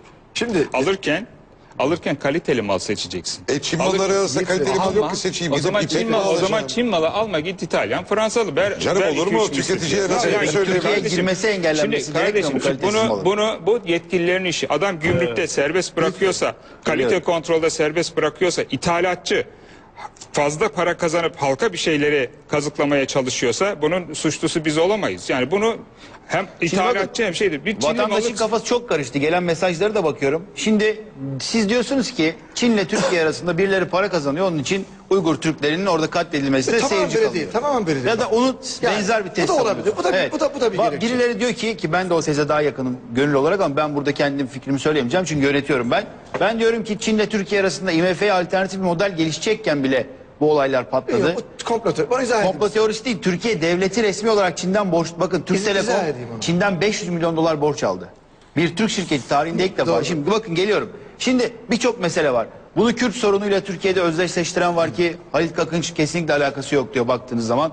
Hocam teze farklı yaklaşıyor ama insanların kafası çok karışık. Şimdi bir kere şunu bakın olayı tezi açıklaştırmamız lazım. Doğru. Anlaşılır hale gelmemiz lazım. Bu sorun ekonomik bir sorun mudur değil midir? Hocamdan başlayacağım geleceğim. Hocam Efendim biz bunu ekonomik cevaplarla bir çözüme götüremeyiz. Hiçbir yere gidemeyiz diyorsunuz. Götüremeyiz çünkü dev bir Çin. Biz Çin'le ticaret yapmak istiyoruz, geliştirmek istiyoruz. Yani efendim ambargo falan bunlar çözüm değil. Dünyada hiçbir ülkeyle biz böyle rekabete giremeyiz. Türkiye'nin kapasitesi belli. Kapitali belli. Ürettiği belli. O yüzden biz bu konuyu onun dışında tutmamız lazım. Biz en azından dostluğumuza binaen Uygurlar bizim soydaşımızdır. Biz bunları kendimize köprü kabul ediyoruz. Cumhurbaşkanımız da bunu söyledi. Biz bunu vurgulayarak Çinlileri ikna yoluna giderek bunları yani daha şimdi ortaya farklı bir tez çıktı bakın. Diyorsunuz daha ki insani- ekonomik modelleri karıştırmadan sadece kültürel sebeplerle Çinlileri ikna edelim diyorsunuz. Evet. Peki Şimdi ben bu konuda kötümserim. Şöyle kötümserim. Yaklaşık 9 yıl önce gittim. Çin'e ve Doğu Türkistan'a, Urumçi'ye, Kaşgar'a. Ve orada bir siyasi ekipti. İş adamları falan da vardı ve hep şu söylendi. Biz Azerbaycan'a, Özbekistan'a fırsat verildiği takdirde Tataristan'a, bilmem Başkurdistan'a yatırım yaptıkları gibi bütün Türk iş adamları Doğu Türkistan'a da yatırım yapmak istiyor. Ve orada her şey var. Para yok, yatırımcı yok. Çin de oraya müstemleke muamelesi yapıyor. Açın kapıları, Türkiye'den gelelim buraya yatırım yapalım denildi. Evet. Ben bunun şahidiyim. Ne kapılar açıldı, Evet. ne teşvik edildi, Evet. ne iyi davranıldı. Evet. Yani Azerbaycan'a para yağıyor, bilmem nereye para yağıyor. Türk iş adamları gidiyor Türkmenistan'da biliyorsunuz neler yapıyorlar. Doğu Türkistan'ın ne suçu var ki Çinli kapıyı yani açmadı? siz Nadir Devlet'le Profesör Nadir Devlet'le ayrışıyorsunuz. Şimdi bir şey soracağım çok önemli. Sonra Yavuz Onay'a geleceğim çünkü Yavuz Onay da kendini ifade etsin diye mesajlar geliyor. Siz çok sessiz kaldınız. Sorum şu. Çinliler ikna edilebilir mi? Şimdi bir kere Türkiye ile Çin arasında bir güven problemi var. Yiğit Bey bakın. Çinliler Türkiye'ye kesinlikle güvenmiyor. Sebep nedir? Bakın şunu söylüyor. Çin Halk Cumhuriyeti İç İstihbaratı'nın yayınladığı genelgelerde şöyle bir ibare var. Diyor ki Çin Halk Cumhuriyeti'nin birlik ve bütünlüğüne yönelik tehdit Osmanlı döneminde Mahmut Sultan Abdülaziz döneminde başlamıştır ve buraya yönelik pantürkist hareketler Osmanlı'la mihraklıdır. Bu bir. Cumhuriyet döneminde de yine Mustafa Kemal Atatürk'e atıfla bu biliyorsunuz Mustafa Kemal Atatürk'ün işte Türk dünyasıyla ilgili düşünceleri var. Oraya atfediliyor ve Cumhuriyet döneminde Türkiye'de kurulan Doğu Türkistan'la ilgili teşkilatlar. Doğu Türkistan Vakfı, Doğu Türkistan Kültür ve Dayanışma Derneği, Doğu Türkistan Göçmenler Derneği. Bunun gibi derneklerin tamamı terörist ve bölücü teşkilatlardır ve bu Türkiye tarafından destekleniyor diyor. Orta Asya için de aynı şekil. Orta Asya'daki Kazak, Kırgız, Özbekistan'daki teşkilatlarımız da Çin tarafından bölücü ve tehdit olarak görülüyor. Bir kere olayın başında problem Türkiye'ye Çin'in güvenmemesi. Evet. Yavuz Onay kısa kısa gidelim. Çünkü dinleyenlerin Halbuki kafası Türkiye karışık. hiçbir zaman böyle bir yaklaşımda Şimdi bulunmadı Çin'e karşı. Çin Türklere güvenmiyor mu? Ayrıca oradaki Uygur Türklerin terörist olarak görüyor mu? Gerçekten iddia edildiği gibi. Şimdi biliyorum tabii Böyle bir arkadaşlar. genelgeden haber var mı? Çin'de 55 tane azınlık var. Evet. 100 küsür tane ayrı konuşulan dil var, lehçeler var. Dünyada hiçbir yerinde azınlıklar Çin'de olduğu kadar koruma altında değil. Kime karşı? Ya kime karşı koruma altında Çin değil? kendi mozaiğini, kendi çeşitliliğini, kendi kültür çeşitliliğini korumayla, yasalarla koruyan Olur mu bir böyle ülke. bir şey beyefendi? Bakın. Yiğit Bey burada ben Bakın, bir saniye bakın, bakın. bakın. Bizim dilimiz yasaklandı orada. Bizim kızlarımız 400 bin tane Uygur Türk kızı köle işçi olarak Doğu Türkistan'dan Çin'in iç bölgelerine götürüldü. Yavuz Bey ne böyle bir şey var mı? diyorsunuz Bir dakika kısa zaten kısa patlak konuşursak. buradan nerede? Bakın kısa kısa konuşalım Yavuz Bey'e cevap Evet. versin. Ne diyorsunuz? Buna cevap versin. Şimdi Demografik yapı değişti kültür orada. ihtilali oldu. Kültürden dedikleri doğru olabilir. Bu Çinlilere de yapıldı. Yok bu şu son yıllardaki olay. Lütfen. Bakın ben 85'ten beri oralarda dolaşıyorum. Evet. Ve adım adım Uygur dolaşıyorum. dilinin yasaklandığına haberiniz var mı? Uygur Turfan. Türkçesinin.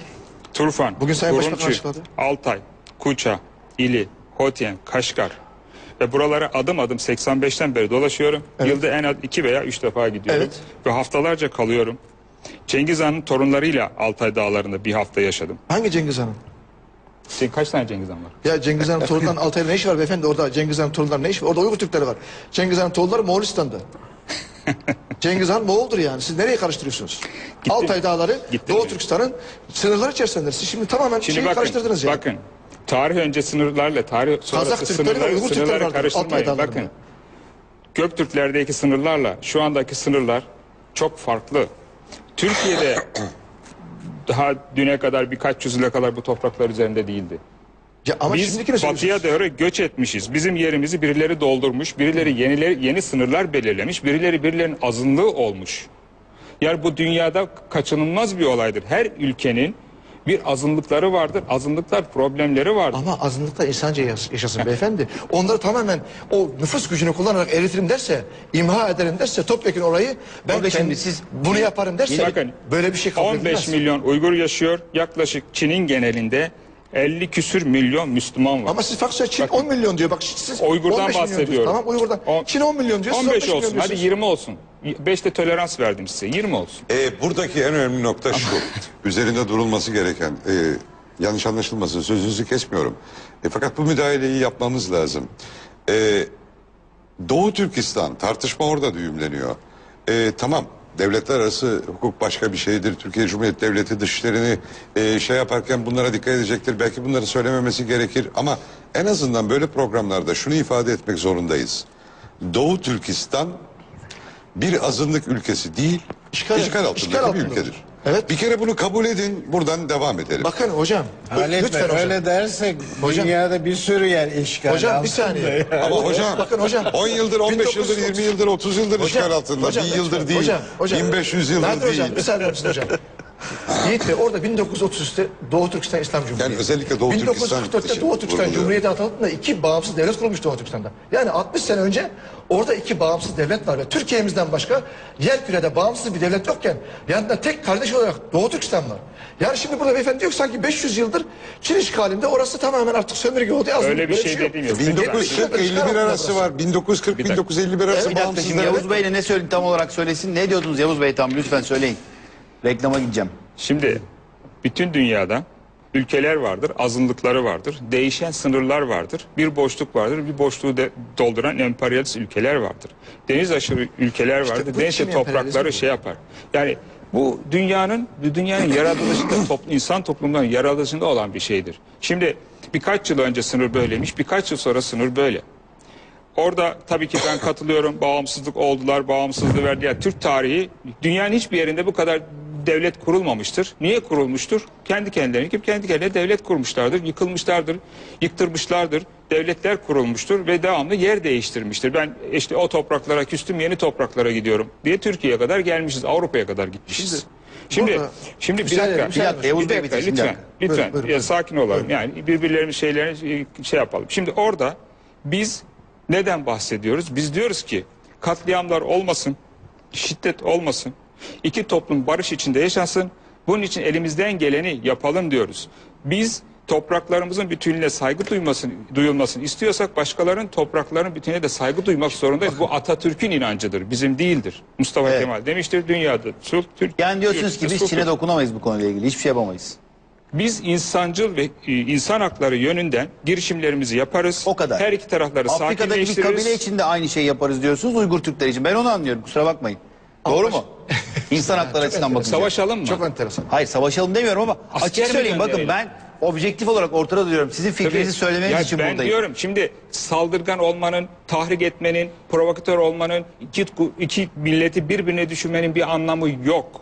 Sakinleştirici olalım, birleştirici ve yapıştırıcı olalım diyorum. Müsaade bir Yani, son cümleyi alacağım. Onlara kalırsa o zaman asker gönderelim. Hiç öyle bir şey söyleyen yok Yani canım. Ya, bir saniye, yapmayın. başka bir çözüm önerin o zaman lütfen. bana. Bakın şimdi bir dakika geleceğim son cümle. Şimdi Halit Kakınç rasyonel ve normal ortada duran bir insan ama o bile buna isyan ediyor şimdi. Ne diyorsunuz?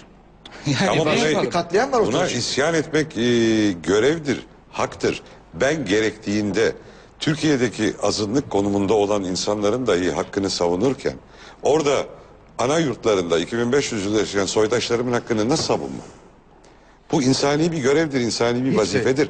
Elbette ki savaşalım diyen yok. Elbette ki tüfeği alıp atlara binip gidelim diyen yok. Gerekli bütün, yani nasıl Dalai Lama geziyor, Rabia Hanım diye bir hanımefendi ortaya çıktı, Rabia Kadir. Onu itin. Bütün o her şeyinden vakıf ortalarda, Batı onu dinliyor, Türkiye içeri sokmuyor. Böyle bir şey var mı? Evet. Sayın Ben bunu Başbakan söylüyorum. bunu delmiş oldu, sağ olsun. Başbakan Yani bunu delmiş. o göğüslerine taktıkları kaç bin yıllık bayrağı Türkiye yasaklıyor. Böyle bir şey var mı? Ben Evet, bunu bu söylüyorum. arada bir şey daha var. Gelen mesajların hepsinde aynı cümle yazıyor. Çin'in PKK'nın destekleyicisi olduğuna dair çok ciddi iddialar var vatandaşlardan var, gelen. var. Var diyorsunuz, bakın biz var Zamanında diyemeyiz. destekledi. Zamanında elbette destekledi. Tabii bunları da tartışacağız. Yavuz Bey, son cümleyi alalım. İkinci yarı sizle başlayalım. Son cümle, çünkü genel olarak burada siz tek kalmış gibi görünüyorsunuz. Benim de görevim objektif ve adil bir dağılım sağlamak. Son cümlenizi alalım, reklama gideceğiz. Şimdi son cümlem, sağduyu ve sakinlikle sakinleştirici olarak bir barış ortamı yaratmamız gerekir. Yani bu, eğer bu şiddet karşılıklı devam ederse veya Çin tarafından tek tarafta devam ederse bir Güneydoğu Anadolu gibi bir yer yaratılmış olur. Bu yüzyıllarca sürer. Bitmez kan davasına dönüşür. Onun için tahrik etmeden sakinleştirici bir şey yapalım. Evet, Ne ama bu yapacaksın? iddia tabii çok ilginç ve sert bir iddia.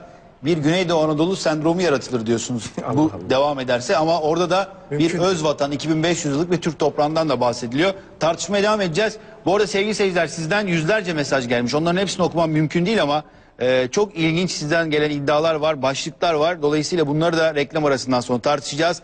Türkiye'de tansiyon geriliyor. Türkiye-Çin arasındaki ilişkiler nereye gidiyor? Tartışmaya devam ediyoruz.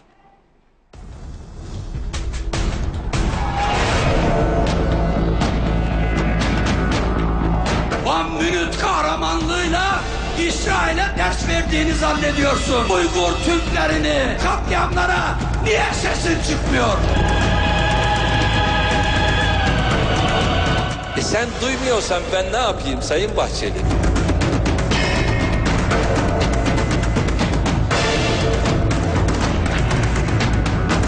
Çelişkili, tutarsız açıklamalarla bir denge kurmaya çalıştı. Bütün deterjanları bir kazanın içerisine döküp AKP'yi yıkamadıktan sonra sana AK Parti denemez. Eğer deterjan bulmakta sıkıntı çekiyorsa kendilerine biz yeteri kadar deterjan göndeririz. Hiç endişesi olmasın.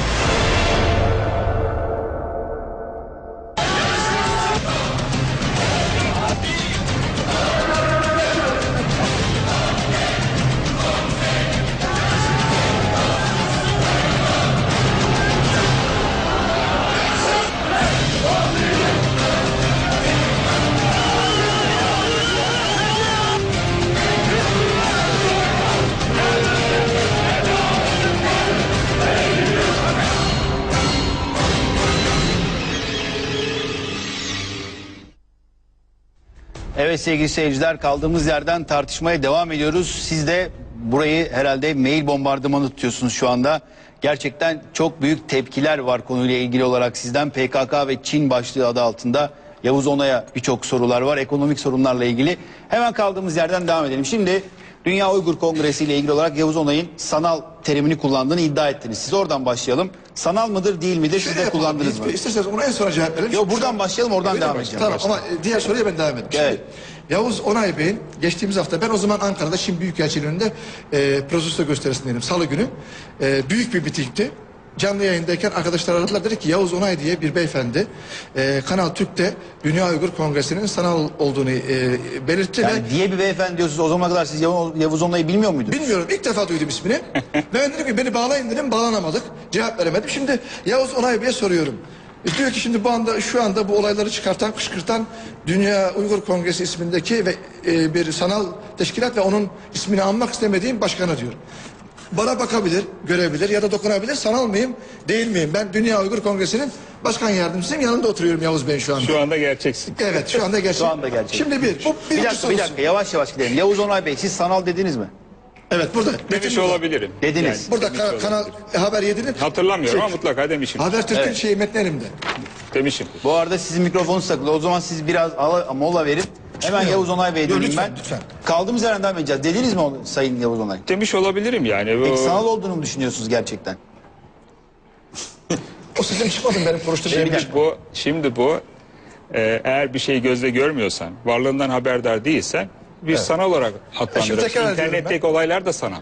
Evet, şimdi tekrar ediyorum, ben Seyit doğrudur. Tümtürk olarak Dünya Uygur Evet. Kongresi'nin başkan yardımcısı olarak Yavuz Onay Bey'in yanındayım. İstese benim elime dokunabilir, sanal mıyım gerçek miyim bunu tespit edebilir. Bu Evet. bir. Gerçek. İkincisi şimdi diyor ki kardeşçe yaşayan iki toplumu diyor arasını bozuyorlar. Bazı tarihçilere göre Türklerle Uygurlar aynı ırktanmış. İnanmak güç. Güç değil. Bak o yanlış. Aynen, burada bakın. Metin burada. inanma- Habertürk'ün, ben Habertürk'ün sitesine Şimdi indirdim bir bunu. şey söyleyeceğim. Siz söyleyin sonra durun. Yavuz Onay Bey cevap versin. Buyurun. Güç değil dedim. O inanmak dedim ancak tarihçilerin işi dedim. Bunu Siz inanmıyor kanıtlamak. musunuz peki? Siz inanmıyor musunuz? Tarihçilerin işi. Allah Allah. Yani bir insan Yani- kendinin ne olduğunu bilir. Peki Yavuz Bey siz inanıyor musunuz? Türklerle Uygurlarla Uygurların. Türkler kardeş mi değil? Yavuz Bey açık konuşalım. Kimse dinlemiyor. 5 kişi konuşuyoruz Evet, burada. ona cevap ver. Evet. Cevap verin lütfen. Bakın. Yok bakın ne Şimdi- cevap ver. Baskı yapmayalım. Yavuz Bey cevap verecek zaten. herkes birbiriyle akrabadır. Osmanlı olup da saf Türk olmak mümkün değildir. Çünkü benim annem Gürcüdür. Bakın şimdi Evet. Birileri bir yerden karışıktır. Yiğit Bey, Ama tekrar biz ediyorum. Türkiye Bir Cumhuriyeti dakika. bayrağı altında Türk olduğumuzu iddia ediyoruz. Ama işin detayına girdiğimiz zaman hepimiz meleziz. bakın. Uygurlar da şimdi, bir dakika. binlerce yıldır biz Uygur olarak adlandırıyoruz ama dışarılı evlilikleri olmuştur bizler gibi. Ama bir toplum içinde biz Uygur Türkleri kardeşlerimiz diye hitap ediyoruz. Türk olup kabul edip etmemek bizim kendi kişisel şeyimizdir. Şimdi ilk öğretimde Bir dakika yani burada bir müdahale edeceğim. Yani şimdi Yavuz Bey karşı fikri savunan tek kişi programda ve dolayısıyla ne söylerse söylesin onu söyletmek benim Sonuna görevim. kadar Onun söylesin için tabii. Sonuna kadar sakin olalım söylesin lütfen. hocam. Sonuna kadar söylesin. Tamam, sonuna kadar söylesin. Ondan sonra siz de ben cevap konuşacaksınız. vereyim. Çünkü benimle ilgili. Bana muhatap Evet. soru sorulmuş orada. Ben Türk'üm. Ve özbeöz Türk olduğumu söyleyebiliyorum. Ama Osmanlı olup da saf olmak mümkün değil. Bu da bir gerçek. Ama biz Orta Asya'dan gelmişizdir. Bir Uygur ne kadar benim kardeşimse bir Kazak da benim kardeşim. Bir Tacik, Türkmen, Azeri. O yoldan geçtiğimiz bütün Çeçenler hepimiz bizim kardeşimiz. Biz onları Türk olarak kabul etmek, kendimizi onlardan, onlar da bizi kendilerinden kabul etmek bizim kendi şahsi şeyimizdir. Yani Uygurların diyorsunuz ayrı bir yeri yoktur. Orta Asya'daki bütün kavimlerle biz kardeş oluruz. Kardeşiz. Ama bu tek Hocama oldu. geleceğim. Geliyorum. Aynı söz Geliyorum. değil, Hocama lütfen. geleceğim. Buyurun. Şimdi soydaşlık konusu, bu kafatasçılık konusu sona ermiştir. Ama söylediğinizi inkar Artık ediyorsunuz. insanların kafa mu öyle yapısına, simasına bakarak bu budur, odur demek devri geçmiştir. Bu bir kültür meselesidir. Siz kendinizi nasıl hissederseniz osunuz. Dolayısıyla Uygurlar kendilerini Türk soyundan hissediyorlarsa, biz de kendimizi Türk soyundan hissediyorsak, evet Peki soydaş... sizin görüşünüz nedir? Tarihsel olarak bakınca. Tarihsel olarak tabii ki Orta Asya'da zaten Doğu Türkistan denilmiş. Doğu Türkistan denildiğine göre bunun bir batısı da vardır. Batı Türkistan, Doğu Türkistan. Yani bu Türkistan coğrafyasındaki kavimlerin çoğunluğu Türk kökenliler teşkil eder. Ama bunun içinde gayri Türk unsurlar da vardır. Ve bunların dil birliği, din birliği bunları birbirine yakınlaştırmıştır. Ama iktidarlar, siyasi iktidarlar bunları bölmüştür. Bir zamanlar işte bir kısmı Çarlık Rusyası'nın hakimiyetinin altına girdi. Doğu Türkistan dediğimiz bölgede Çin hakimiyeti altına girdi. Ben her zaman bunu derim. Keşke o bölgeyi de Ruslar işgal etmiş olsalardı bugün Uygurlar bağımsız olurdu. Ama tarihin cilvesidir bu. Her zaman istediğiniz, arzuladığınız şey olmaz. Ben esas duymak istediğim bu programda Buyurun hocam. bu en son olaylar ne boyutlardadır? Oraya geliyoruz hocam. Evet, Ama Halis olur. Kakıncı'nın da bu konudaki fikrini almak istiyorum. Ne diyorsunuz? Efendim hadise şu, biz geleli 1 yıl oldu, tamam. Elbette ki karıştık. Yani benim de soyumda, Melez miyiz? ailemde, hayır şu var. Ama netice itibariyle bir Ganalı'dan ya da bir Patagonyalı'dan ya da Nikaragualı'dan elbette ki Doğu Türkistanlı, Azerbaycanlı bana çok daha yakın bir dil olayı var. Yani Türkçe çok önemli bir dildir. Değişip dönüşmesine, bilmem ne olmasına, dejenere edilmesine, Türk Dil Kurumu gibi bir bela zamanla başına gelmesine, o belayı atla... Buna rağmen, bütün o karışımımıza rağmen hala Türkçe konuşuyoruz. Hala Kaşgar'a gittiğim zaman kucaklaşıp Türkçe konuşup Türkçe ağlıyorum. Şimdi elbette ki Ganalı gibi mütalaa edemem. Nikaragvalı gibi de. Ya bu ırkçılık değil. Elbette ki bana daha yakın. Bana cevap verecek misiniz Yiğit Bey? Evet, size geleceğim ama ben Yavuz Bey'in de cevabını almak istiyorum. Yavuz Bey, sonuçta siz melez izlediniz ama teoriye buradan pek katılan olmadı masadan. Kaldığımız Şimdi ben yerden devam edelim. Osmanlı olup da Evet, melez saf olmak mümkün değil dediniz. mümkün değil dedim. Çünkü biz Osmanlıyız. Osmanlı 3 kıtayı 600 yıldır, 4 yıldır yönetmiş ve oradaki insanlarla, oradaki halklarla birleşmiş bir vücut olmuş. Ve küçülmüş. Bunlar Türkiye toprakları içinde yoğunlaşmış. Uygur Türk'le Çinlilerle karışmış olabilir mi? Tarihi inceleyin, bulursunuz. Birbirleriyle evlilik yapmışlar. Evet, ne Yiğit diyorsunuz? Bey, burada bahis Osmanlı'dan değil. Osmanlı deseydi eğer buradaki bahiste doğru, ben katılırdım Yavuz Bey'e. Bakın buradaki bahis okuyorum. Türklerle Uygurlar aynı ırktanmış. İnanmak güç. Bakın aynı ifadeyi kullanıyorum. Şimdi Kaşgarlı Mahmut Divan-ı Lügat-ı Uygur mu yazdı? Divan-ı Lügat-ı Sırp mı yazdı? Divan-ı Lügat-ı Çin mi yazdı? Acaba soruyorum Yavuz Bey. Ne yazmış? Ne diyorsunuz Yavuz Bey? Yani biraz hazırlanıp gelsin ve söylediği şeylerdir. Bilerek söylesin. Ben Cengiz Han'ın torunlarının işte Altay'da gezdim diyor. Kazak ve Uygur kardeşlerimden yaşadı Altay'a. Ve şimdi diyor ki burada işte Uygurlar, Türkler kardeşmiş. Bakın orada Müdahale etsek de etmesek de mal meydanda beyefendi. Cengiz Han'ın torunlarından biri de benim. Ve saygı duyuyorum. Saygı Niye duyuyorum. Altay'da olmasın? Yok şu anda şimdi Uygur ve orada Kazaklar var eksik Altay'da. bir şey var. Bu inanmak güç değil. Bu tarihçilerin işidir dedim. Onlar Uygur Türklerinin, Uygurların Türk olup olmadığını ispatlamak tarihçilerin işi. Orada Bir eksiklik cümle var. daha söyleyeceğim Yiğit Bey, bakın. Cumhurbaşkanlığı forsunda 16 tane yıldız var. 16 yıldız tarihte kurulan 16 tane şerefli Türk devletini temsil eder. Ve Sayın Cumhurbaşkanımız Abdullah Gül Bey de o forsu taşıyor. Ve o forsun 6.'sı dünyada kurulan 6. Uygur devletidir. Uygur devletinin forsu 6.'sı. Bunu da mı inkar edecek? O ne devleti? O Sırp devleti mi? Hemen soralım Yavuz Bey. Söyleyin Yavuz Bey. Konumuz Evet. neydi? Neydi? Sırf Söyleyin. tarihi konuşmak değil. Bu Şimdi var. tarihi konuşmayalım. Ama ekonomiyi şimdi- konuşmayalım. bir dakika. Siyaseti konuşmayalım. Neyi İzin- konuşacağız? izin verir misiniz? Bir dakika. Şimdi çok iyiydi mi diyeceğiz yani? Böyle bir İzin şey verir olmaz. misiniz? Bakın konumuz tarihi konuşmak değil. Yalnız burada tezi tartışmamız gerekiyor. Şimdi siz diyorsunuz ki Uygur Türkleriyle, ben tamamen sizin cümlelerinizde tırnak içinde söylüyorum. Uygur Türkleriyle Türkler arasındaki kan bağı, ilişki herhangi bir başka kabileyle Türkler arasındaki ilişki kadar olabilir diyorsunuz. Örneğin olaya biz insanlık dramı olarak yaklaşırsak tarihi sorgulamamız gerekmez. Türkiye-Çin arasındaki ilişkiler gerilmez. Dolayısıyla Uygur Türklerine özel bir sempati yerine insanlık dramına konuyu taşıyalım diyorsunuz. Karşı tarafta farklı bir tez savunuyor. Diyor ki Uygur Türkleri Türkler akrabadır. Bu akrabalıktan dolayı Türkiye'nin oraya sahip çıkması gerekir. Şimdi bir kere bu açıklığı kavuşturmamız gerekiyor. Onun için Şimdi üçer dakika. biraz önce söyledim. Evet. Uygurlarla Türkler kardeştir dedim. Kardeş. Bunu Yani söyledik. bu tez önce Kazaklarla da bir hafta kardeştir. tezi çürüttü. Taciklerle de kardeş. Orada eksiklik var. Orada bunu ispatlamak tarihçilerin görevidir diye söyledim. Peki siz orada eksiklik kardeştir var. tezini nereden çıkarıyorsunuz? Tarihçilerin görevi ise. Sizle de kardeşiz. Yani kardeşlik için Yani genel olarak söylüyorsunuz, anladım. Bir bağ olarak söylemiyorsunuz.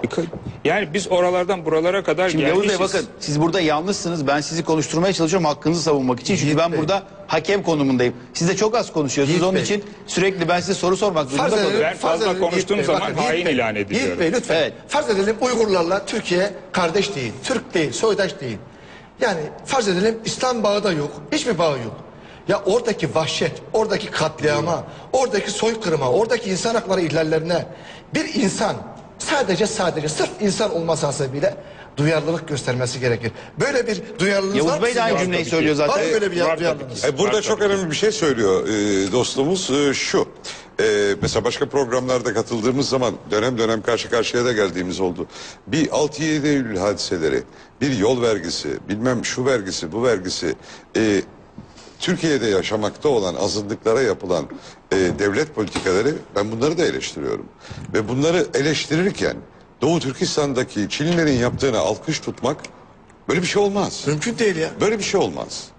Bir de hocam bakın tam katliamın, tam zulmün zirvede olduğu bir noktada Yavuz Bey'in bu açıklaması, ben o anda miting üzerindeyim bakın. Biz can havliyle oradaki şehitlerimiz, Doğu Türkistan'da büyük bir infial var. Yani nereden nasıl ne yapacağımızı bilemiyoruz. Saat 2 Salı günü Çin elçiliği önündeyim, bana telefon geliyor, diyor ki arkadaşlarım ya abicim bir açıklama yaptı Yavuz Onay diye bir beyefendi ama bizi kahretti diyor. Ney bu? Ya diyor ki işte Uygurlarla biz kardeş değiliz, ne işimiz var onlarla, bu Amerikan oyunu, işte bu nereden çıktı falan falan falan. Eyvah dedim ya, şu anda dedim bizim bu arkadan Türkiye'den böyle bir bıçak bize nasıl gelir? Direkt bağlayın dedim ama mitingi bırakıp bağlanacağım, bağlanamadık. Peki ben burada bir soru soracağım. Bir dakika Yavuz Bey, orada ölenleri şehit olarak algılıyor musunuz? Bunu gerçekten samimi soruyorum. Çünkü sizin teziniz şu: Çin devleti kendine ait bir bölgeye müdahale ediyor. Aynen Türkiye'de Türkiye'nin kendine ait bölgeleri zamanında müdahale ettiği gibi. Bu tezi savunuyorsunuz. Yanlış mı anladım? Şimdi böyle bir durumda şehit olarak mı algılıyorsunuz? Nasıl? Ya, lütfen konuşun, açık konuşun. Ben burada tam bakın, ortada durak biri olarak şimdi sizi bakın, konuşturmaya çalışıyorum. Beni konuşturmaya çalışıyorsunuz ama bazı insanlar kulaktan dolma bir şeyler duydukları zaman beni hain ilan ediyor. Ama siz konuşmuyorsunuz, ondan aynı ilan edebilirler. Siz Şimdi açık konuştuğum konuşun. için ben hain ilan ediliyorum. Konuşmuyorsam da hain ilan edilmem için bir neden yaratmıyorum. Şimdi orada ölenlerin şehit olup olmamasını ben bilemem. Çünkü ben din adamı değilim veya ben bir işin uzmanı değilim. Ama orada ölen bizim kardeşlerimizdir ve içimiz sızlıyor. Peki Yavuz Bey niçin peki Türkiye bu olaylarda Çin'in yanında yer almalıdır dediniz? Niye tarafsız kalmadınız? Bakın. Ya şu katliamda Türkiye Çin'in yanında mı yer alması lazım? Bakın. Lütfen. Katliam diye bahsediyorsunuz. Evet, Sayın Başbakanımın ağzıyla söylüyorum ben. Katliam diye bahsediyorsunuz. Herkes her şeyde bahsedilebilir ama Siz ne benim diyorsunuz peki Yavuz Bey, siz ne benim diyorsunuz? orada söylemek istediğim şey şu. Evet. Bir ülkenin birlik ve bütünlüğü önemlidir. Evet. Türkiye'nin de, Irak'ın da, Evet. Çin'in de, herhangi bir ülkenin de. Evet. Biz kendimize nasıl bize davranılmasını istiyorsak biz de bir başka ülkenin birlik ve bütünlük haklarına saygı duymalıyız. Eğer biz provokatörler gibi hareket edersek orada birçok Uygur arkadaşımız 100 kişi ise 1000 kişi, 1000 kişi ise 10.000 kişi olur. Çünkü soru sormak komünist istiyorum. sistem... Özür Buyurun, dilerim. bir dakika, bir dakika. Bir cümle ben bir şey ilave edeceğim. Bir dakika, Seyit Tümtürk, bir dakika. Lütfen hocam. Bir dakika, şimdi bakın, sistem- buradaki oturumu ben yönetiyorum Seyit Bey. Onun için buyurun. sakin olun. Buyurun. Halit Kakınç burada bir ara verelim, sorsun sorusunu. Ben bir soru yöneltmek istiyorum. Diyelim ki işler büyüdü. 1940'lardaki, 30'lardaki ya da birkaç yüz önceki gibi bir tam soykırıma müsait bir ortam var. 10 ila 15 milyon Türk var, Doğu Türkistan'da Uygur Türk'ü. Çinli girdi, bütün bunları kesti. O zaman biz ilişkilerimiz bozulmasın. Sonra bize de yansır, bize de bakın, kötü öyle bir davranır. şey var. Bir dakika, İşte soykırım odur. bitireyim. Susacak mıyız? Bakın soykırım odur. Hayır, susacak mıyız? Yani sizin Yani Çin'in iç ilişkisi midir bu ya? darıltmayalım, gocundurmayalım düşünceniz çerçevesinde. Bakın yanlış, beni yanlış anlıyorsunuz. Hayır, yanlış anlamıyorum. Şimdi orada ben size bir soru soruyorum. O zaman da orada susacak bir mıyız? ayaklanma var. Bir dış güçlerin provoke ettiği bir ayaklanma Diyelim var. ki yine ayaklanma Buna oldu, 15 milyonu buna kestiler. karşı Susacak mıyız? Çin kendi usullerine göre Hayır, susacak bastırdı. mıyız? Bir Ben dakika cevap istiyorum. lütfen hocam. Ama Lütfen. ama siz bana cevap vermeyip böyle dolaşıyorsunuz. Ben dolaşmıyorum. Cevabı getireceğim. Peki, bir dakika, Yavuz Bey dinleyelim. Ama orada 100 kişi, 1000 kişi, 1500 ve 10.000 kişiye ulaştığı 1 milyon kişi olduğu zaman işte o zaman katliamdan Ya bahsedebilirsiniz. katliam 1 milyon olsa 100 Şimdi milyon bakın zaten kadar. Böyle orada şey, böyle bir dakika, 1 lütfen. milyar 350 milyon bir nüfustan bahsediyorsunuz. Eğer Çin orayı tamamen Çinleştirmek istese 100 milyon insanı bir akşamda oraya aktarır. Bu dünya tepki gösterir buna lütfen beyefendi. Yani- 1930'da %3 iken 2009'da %60 Çinli var. Bunun da insaf bu kadar yapmış. Şimdi daha. Yavuz Bey- Siz bir günden mi bitirmezsiniz? Yavuz Doğru Bey Türkistan? diyorsunuz ki Bir Çin'in günden orayı bitirsin. Çinileştirmek gibi bir derdi yok. Bir dakika, bu kesinlikle yanlış. 1930'lu yıllarda istatistik bilgi %3 ile %5 Çinli göçmen sayısı Doğu Türkistan'da. Bugün %50'yi egale etti. Beyefendi, bugün bir referandum olsa Doğu Türkistan'da Çinlilerin elinde kalacak Doğu Türkistan. Ürümçi, başkent Doğu Türkistan'ın Ürümçi. %80 Çinli. Neyi demek istiyor? Diyor ki istese bir günde. Bir günde oraya akmak mümkün değil. Şimdi bir dakika Yavuz Bey bir dakika ben şimdi tekrar bu tarafa döneceğim çünkü bu tarafta tartışma çok alevlendi. Lütfen, Bu istikrarlı arada konuşalım. 1000'e yakın mesaj var bakın şu anda biz izleyenleri de ciddi anlamda düşünmeye teşvik ediyoruz. 1000'e yakın mesaj var ve mesajlarda gerçekten çok ilginç başlıklar var. Burada okumayacağım o başlıkları ama Yavuz Bey siz lütfen tezinizi 3 dakika 3'er dakikadan gideceğiz şimdi 3 dakika olarak anlatın. Diyorsunuz ki Çin'in orayı Çinlileştirmek gibi bir derdi yok. Altını çizerek bunu söylüyorsunuz. 2, Çin'in iç işidir diyorsunuz. 3. Türkiye-Çin arasındaki ilişkilerde bu provokasyon olarak kullanılmaktadır. Dolayısıyla benim aldığım notlar sizin konuşmalarınızdan Türkiye dikkatli olmalıdır diyorsunuz. Şimdi tezinizi lütfen özetleyin. Tek tek sıradan gidelim. Şimdi Çinlileştirmek gibi Çinleştirebilir. Tabii o şeyler de var. Çünkü ben 1985'te Urumçi'ye gittiğimde %20 Çinli vardı. Yarısı Uygurdu. Şimdi bu %70, %80'lara geldi. Şimdi orası kalkınmakta olan bir ülke. 85 ile şimdiki arasında dünya kadar ekonomik farklılık var. Yani adamlar bir şeyler yapmış. Ama bu oradaki nüfusun yapabilecek olduğu bir şey değil. Tabii orada tren yolları, otobanlar, şunlar bunlar yapılmış. Buraya güneyden işçi akımı var. Bu adamlar burada yıllardır çalışıyorlar ve aynı zamanda Uygurlar da, kardeşlerimiz de güneye doğru gidiyorlar. Mesela Çin'in her tarafında, her şehrinde Uygur kardeşimizi görebilirsiniz. Hatta ben geçenlerde gene başka bir yere gittim. Cili'nin başka bir köyüne gittim. Bir Müslüman mahallesi vardı. 2 tane de camisi vardı orada. Ama orada bir camisini kurmuş, orada şunu yapmış, bunu yapmış. Yani Çin içinde onlar istedikleri gibi hareket edebiliyorlar. Yapabiliyor. Güneyde de Uygur var, kuzeyde de Çinli var. Yani bu ülke içindeki hareketlilik bizim buna Türkiye olarak müdahale etmemiz söz konusu değil. Yani biz ne yapabileceğiz, ne yapmalıyız onu bizim konuşmamız lazım. Lütfen yavaş gidelim. Hocam sizin görüşünüzü alayım. Tabii Yavuz Bey'e bazı hususlarda katılıyorum, bazı hususlarda katılmıyorum. Yalnız azınlıklar bir ülkenin yalnız iç işi olamaz. Uluslararası bir sürü anlaşma var. İnsan hakları anlaşması, bilhassa Avrupa kıtasında, Hele 21. yüzyılda. 21. yüzyılda azınlıkların hakları, dillerinin, edebiyatlarının korunması vesaire, okulları vesaireleri falan, bunlar madde Strese stüdyo bile dayanmadı. Bakın dağılmaya başladı. Evet. Acaba Çinliler falan mı geldi? Bilmiyorum fakat parça parça buyurun. O yüzden şimdi Çin kendi vatandaşına istediğini yapar tezine ben katılmıyorum. Böyle bir şey olamaz. Çok güzel. Ve dolayısıyla biz Çin'i bu konuda uyarmamız lazım. Yalnız Uygur oldukları için değil, aynı zamanda insan oldukları için. Yani bizi ilgilendirmez diyemeyiz. Bu Ganalı olsa dahi biz bunu söylememiz lazım. Ama hele ki bu Uygurlar bizim tarihimizden gelen bir varlık. İşte Uygar sözünü biz Uygurlardan almışız. Bir sürü tarih kitaplarımızı açarsak, edebiyat kitaplarımızı Uygurlarla bağlarımız ortaya çıkar. Biz bana ne diyemeyiz ve onun sırf iç işi diyemeyiz. Ve burada Çin'i gücümüz nispetine uyarmamız lazım. Ama kalkıp da tehdit bilmem neler Evet. olmaz. Burada sizin tezinizi de anladım. Hemen Halil Kakınç'a döneyim. %100 hocama katılıyorum. Al bayrakla gök bayrak birleşsin. Ordular ilk hedefiniz bilmem Urumçi'dir. Öyle bir şey yok. Tabii. Bütün bunlar mantığa, akla aykırı. Ama uluslararası platformlarda bütün bu hususlar dile getirilmeli. Sonuna kadar dile getirilmeli. Rabia Kadir Hanımefendi'ye sonuna kadar destek olunmalı. Dillendirilmeli, anlatılmalı. Onların da bizden beklediği zaten hepsi bu kadar. Bu çerçevede asla ve kata katılmıyorum. Yani orası Çin'in bir parçasıdır. Çin'in iç işlerine müdahaledir. Ben devletler arası ilişkiden bahsetmiyorum. Toplumsal bir tepkidir bu. Toplumsal reaksiyondur. Ve 1000 yıldır ne kadar karıştık. Ben de karışırım. Hepimiz karışırız. Gayet doğal. Ama bu konuştuğumuz dilin geldiği topraklardaki akrabalarımızı unutmamız anlamına gelmiyor. Bu bizim görevimizdir. İnsan hakları görevidir. İnsanlık görevidir. Türkiye Cumhuriyeti Devleti'nin de varoluşunda hala bu esprinin mevcut bulunduğu kanaat. Bu arada sizle ilgili mesajlar da var. Diyorlar ki Halit Kakınç Enver Paşacı mı oldu diyorlar. Gerçekten ilginç mesajlar var. Enver Paşa buradan dolaşsaydı, şöyle çıkmayayım deyip de 80 bin kişi donmasaydı bugün tarih başka türlü yazılacaktı. Bu da başka tartışma konusu. Evet. Neyse. Evet, şimdi sizi dinleyeceğiz ama lütfen 3 dakika saygılı olarak diğer konuklar gibi. Tabii ben bu saatten sonra Yavuz Bey'e hiçbir şey sormayacağım. Hiçbir şekilde yüklenmiş, çünkü bir şey olmadığını gördük.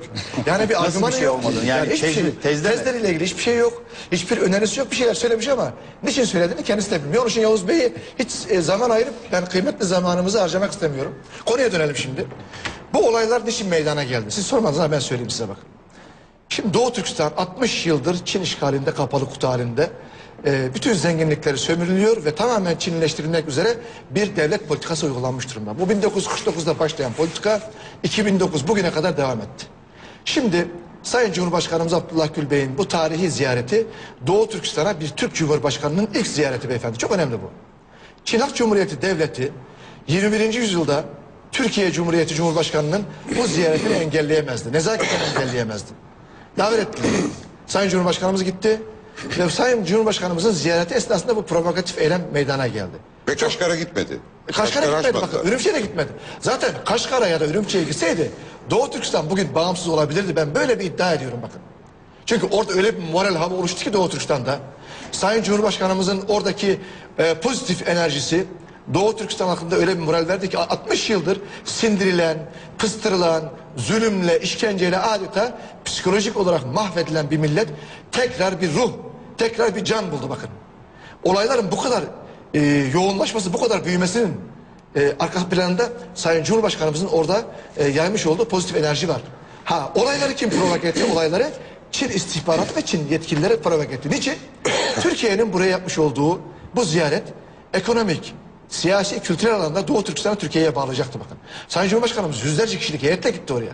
Ve orada bu ticari bağlantıda ilk defa Doğu Türkistan Türkiye eliyle hür dünyaya açılacaktı. Peki burada bir duralım. Çünkü çok mesaj var konuyla ilgili olarak. Yavuz Bey, Cumhurbaşkanı Doğu Türkistan'la mı ticaret yapmaya gitti, Çin'le mi ticaret yapmaya gitti? Bakın bu periyodik iki devlet başkanının karşılıklı ziyaretidir. Cumhurbaşkanımız gitti. Gittikten sonra da dedi ki, yani gitmeden önce dedi ki ben de atalarımızın göç etmiş olduğu toprakları doğal olarak görmek istiyorum dedi. Oradaki ziyaret hem ticaret hem turistikti.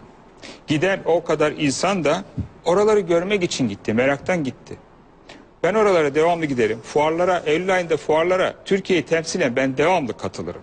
Orada özerk bölgenin başkanıyla, başkan yardımcısıyla, Rumçu vali yardımcısıyla ben devamlı yemek yerim. Çekilmiş fotoğraflarım vardır onlarla beraber. Ama şimdi çok iyi şey yapmak lazım. Analiz, bak çok tehlikeli bir konu. Cumhurbaşkanı gitti, ondan sonra olaylar çıktı. Ne demek? Cumhurbaşkanı mı çıkardı? Hayır. Bak, şimdi olay şudur. Bakın, komple teorisi hazırlarsak sizin başladığınız konu doğru. Dünyada ekonomi dengeleri krizden sonra değişmeye başladı. Şimdi döviz rezervinin en fazla olduğu yer Çin. Amerika'nın boşluğunu Çin doldurmaya aday. Nereden başlayabilir? Türkiye gibi kalkınmakta olan güvenilir ülkelerden başlayabilir.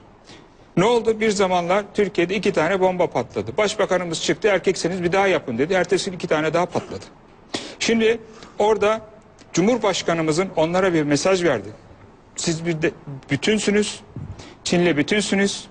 Hani taşkınlıkların hiçbir arkasında değiliz dedi. Yani kullandığı kelimeyi Peki kullandı. dedi mi Cumhurbaşkanı böyle bir şey? Evet, orada izleyeceğim bakın.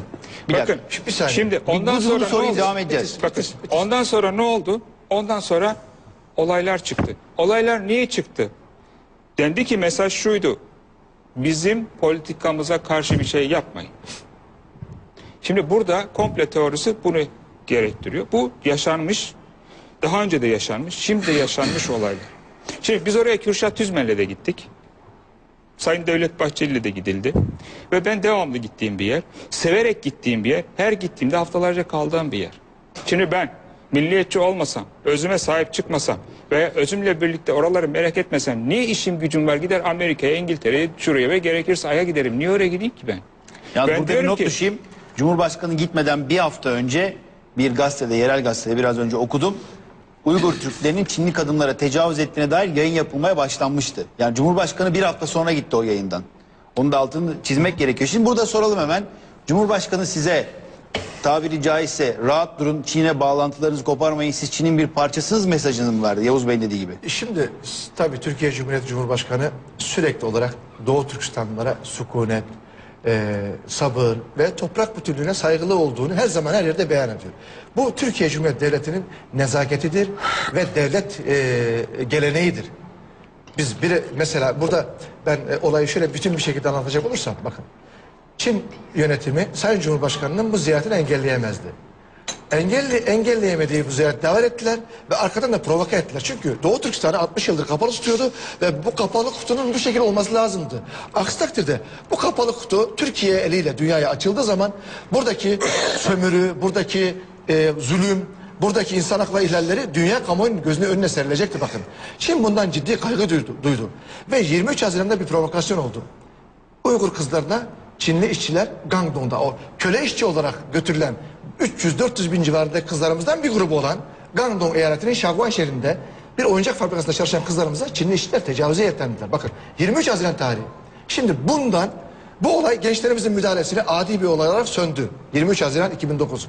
3 gün sonra Sayın Cumhurbaşkanımızın Doğu Türkistan ziyareti sırasında da gece saat 02'de 3000 kişiyle 4000 kişi bakın video kayıtları var Yiğit Bey. Gece 02'de 3000 kişi bir araya nasıl gelebilir? Bunu Amerika mı organize etti 3000 Çinliyi? Yani realist olmak lazım. Böyle komplo teorileriyle Çin'in işgalini, Çin'in zulmünü Amerika'ya atmak da bu da insaftan ve vicdan uzak. Ben Amerikancı değilim. Amerika'nın emperyalizmi yapıyorsa Amerika'nın emperyalizmine de karşıyım. Çin emperyalizmine de karşıyım. Ben zulüm nereden gelirse zulme karşıyım. Mazlum nerede olursa mazlumun yanındayım bakın. Yiğit Bey burada beyefendi diyor ki Amerika emperyalist, Amerika şöyle Amerika öyle. Çin güzel. Böyle bir şey olmaz. Ben kim zulmederse ona karşıyım.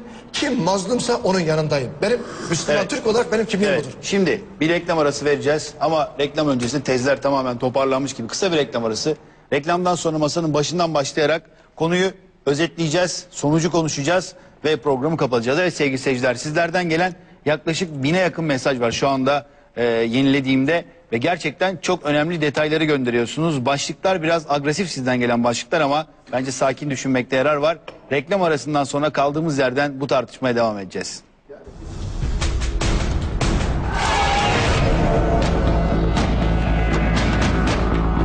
One Minute kahramanlığıyla İsrail'e ders verdiğini zannediyorsun. Uygur Türklerini katliamlara niye sesin çıkmıyor?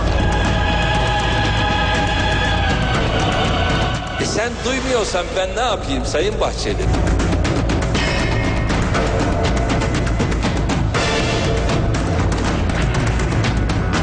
Çelişkili, tutarsız açıklamalarla bir denge kurmaya çalıştı. Bütün deterjanları bir kazanın içerisine döküp AKP'yi yıkamadıktan sonra sana AK Parti denemez. Eğer deterjan bulmakta sıkıntı çekiyorsa kendilerine biz yeteri kadar deterjan göndeririz. Hiç endişesi olmasın.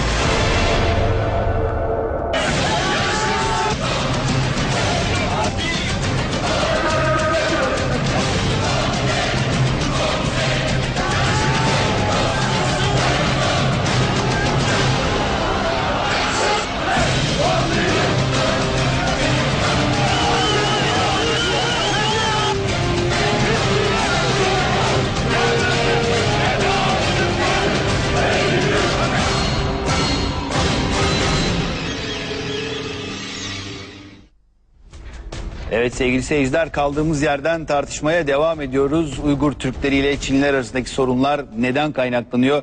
Özellikle Türkiye-Çin yakınlaşması provoke mi ediliyor, daha doğrusu sabote mi ediliyor? Bütün bunlar tartışıyoruz ve sizden gelen 1000'e yakın mesaj var. Birazdan 1000'i de geçeceğiz büyük ihtimalle. Bu arada çok gelen mesajlardan bir tanesi. Turlara geçeceğim, son 3'er dakikalık turlara ama özellikle Türkiye ile ilgili Rabia Kadir Türkiye'ye geldi mi gelmedi mi? Bununla ilgili 100'den fazla mesaj var. Milliyet Gazetesi'nin bu konuyla ilgili bir yayın yaptığını iddia ediyor ki internette olduğunu da söylüyor gelen mesajlar. Geldi mi gelmedi mi? Şimdi bu biraz önce de bahsettim. Doğan Medya Grubu'nun Sayın Başbakanımızla ilgili bir çekişmesinden kaynaklanan bir problem. Gelmedi Rabia biliyorsunuz. Hanım gelmedi. Sivil olarak 90'lı yıllarda bir geldi. O zaman hiçbir siyasi kimliği yoktu. O bahsedilen tarihte Rabia Kadir Türkiye'ye Bu haber gitmedi. doğru değil mi yani? Doğru değil. Sayın Başbakanım doğru söylüyor. Peki Galiba o zaman 91'de falan geldi. 91'de falan o Milliyet zaman Gazetesi çıkan o. eğer yayına bağlanmak isterse karşı cevap hakkını kullanmak için yayınımız onlara da açıktır. Milliyet Gazetesi cevap hakkını kullanabilir. Evet, başlıyoruz son 3 dakikalık turlara. Halit Kakış'tan başlayalım. Tespit ve sonuç. Tespit ve sonuç şu. hemen hemen ben bütün Türkiye ülkelere gittim. Tataristan'dan hareketle oraya geleceğim. Tataristan zamanında Sovyetler Birliği, sonra da Rusya Cumhuriyeti içerisinde yer alan bir ülke. Tataristan kapılarını açmış, Kazan kapılarını açmış. Türk müteahhitler, Türk iş adamları yatırım üzerine yatırım yapıyorlar. Evet. Yani bir tek cami değil. Bir sürü gökdelenler yapıyorlar, şunu yapıyorlar, bunu yapıyorlar Kazan'da. Evet. Netice itibariyle sormak istediğim şu: Çin, Rusya gibi davranıp, Ruslar gibi davranıp da neden Doğu Türkistan'ın kapılarını açmadı da Şankay'da gökdelenler varken orayı ihmal edilmiş, geri kalmış bir bölge olarak bıraktı? İki, bunun da cevabını şöyle kendi kendime anlatmaya çalışıyorum. 9 yıl önce oralara gittiğimizde Pekin, Şankay, Urumçi ve Kaşgar, Çin'de şöyle bir akım vardı. Bir ara hafif medya serbest bırakılmıştı. Ve medyada Çinli entelektüeller şöyle bir tez ortaya atmışlardı: biz kendimizi Türkiye boyları ya da Moğollara karşı korumak için bu Çin Seddi'ni yapmadık. Niye yaptık? Biz dünyadan korktuğumuz, kendi kabuğumuzu içine çekilmek ya da delik açıp dibinde saklanmak için. Sonra susturdular entelektüelleri. Çin, bakmayın 1 milyon, 250 milyon, 350 milyon her neyse. Çin eninde sonunda bütün o etnik yapısından ve bütün bu kendinden emin olmamasıyla, bütün o yanlış emperyalizm uygulamasıyla, kendini gezegenin ya da ayın öbür tarafında hala sanmasıyla, çağa ayak uyduramamasıyla eninde sonunda bölünmeye mahkumdur.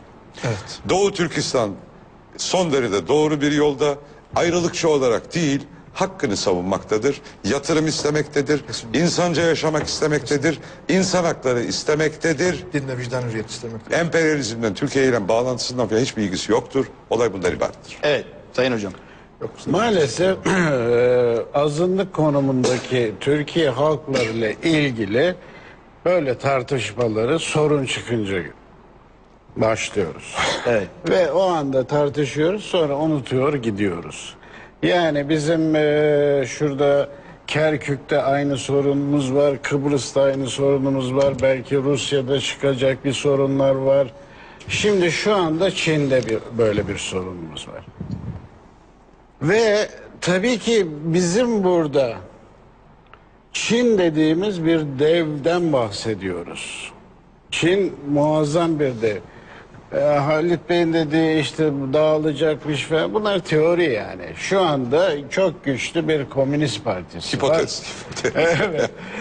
İktidarda ve bu iktidar her şeyi belirliyor. Hatta insanların nasıl nefes alacağını, ne kadar zengin olacağını, nereye yatırım yapacağını vesaire. O yüzden azınlık hakları da bir takım kurallara sokulmuş. Fakat Doğu Türkistan dediğimiz bölge, Şincan Uygur Özerk bölgesi zaten ülkenin en geri kalmış ülkesi, bölümü. O yüzden de burada istenen yatırımlar belki zamanında yapılmamış, yapılamıyor. Ve Doğu Türkistan'daki Uygurların tepkisi ne zaman başladı? Buraya Çinli nüfus gelmeye başlayınca. Asimilasyon politikası. Asimile olma korkusu. Tabii. Uygurların en büyük korkusu bence Kesinlikle. yok olma, bitme, artık o tarihi coğrafyada bulunmama korkusu. Ve tabii bu bir takım tepkilere neden oluyor haklı olarak. Yani en ufak bir olay, bir kıvılcım, bir patlamaya neden olabiliyor. Dolayısıyla şimdi ortaya çıkan bu olayı yatıştırmak gerekli. Çünkü daha fazla sürtüşme, gerginlik oradaki bizim Uygur soydaşlarımızın aleyhine olacaktır. Kesinlikle. Onları daha çok ezeceklerdir, yok edeceklerdir, mağdur edecektir. Evet. O yüzden biz Türkiye olarak bu iki ülke, Pekin-Ankara dostluğundan da yararlanarak Çinlileri arabulucu olarak Çinlileri bir şekilde ikna etmeyi ve bunları yatıştırmalıyız. Akıl çizgisine çekmeliyiz. Evet, ve dediğiniz gibi tabii Çin'i sarsmak isteyen başka güçler de var. Hangi ülke hangi ülkeyi sarsmak istemiyor ki? Bu dünyanın oyunudur. Bunun için uyanık olmak lazım. Her zaman İşte sıkışınca yabancılar yapıyor. İran aynı şeyi söylüyor. Biz aynı şeyi söylüyoruz. Şimdi Çinliler bile, Evet, böyle hocam. güçlü Çinliler bile aynı şeyi söylüyor. Demek ki bizim rolümüz bu konuyu dünyaya tanıtmak ve insan hakları açısından Çin'i ikna etmek. Teşekkür ederim hocam. Yavuz Bey buyurun. Çok güzel.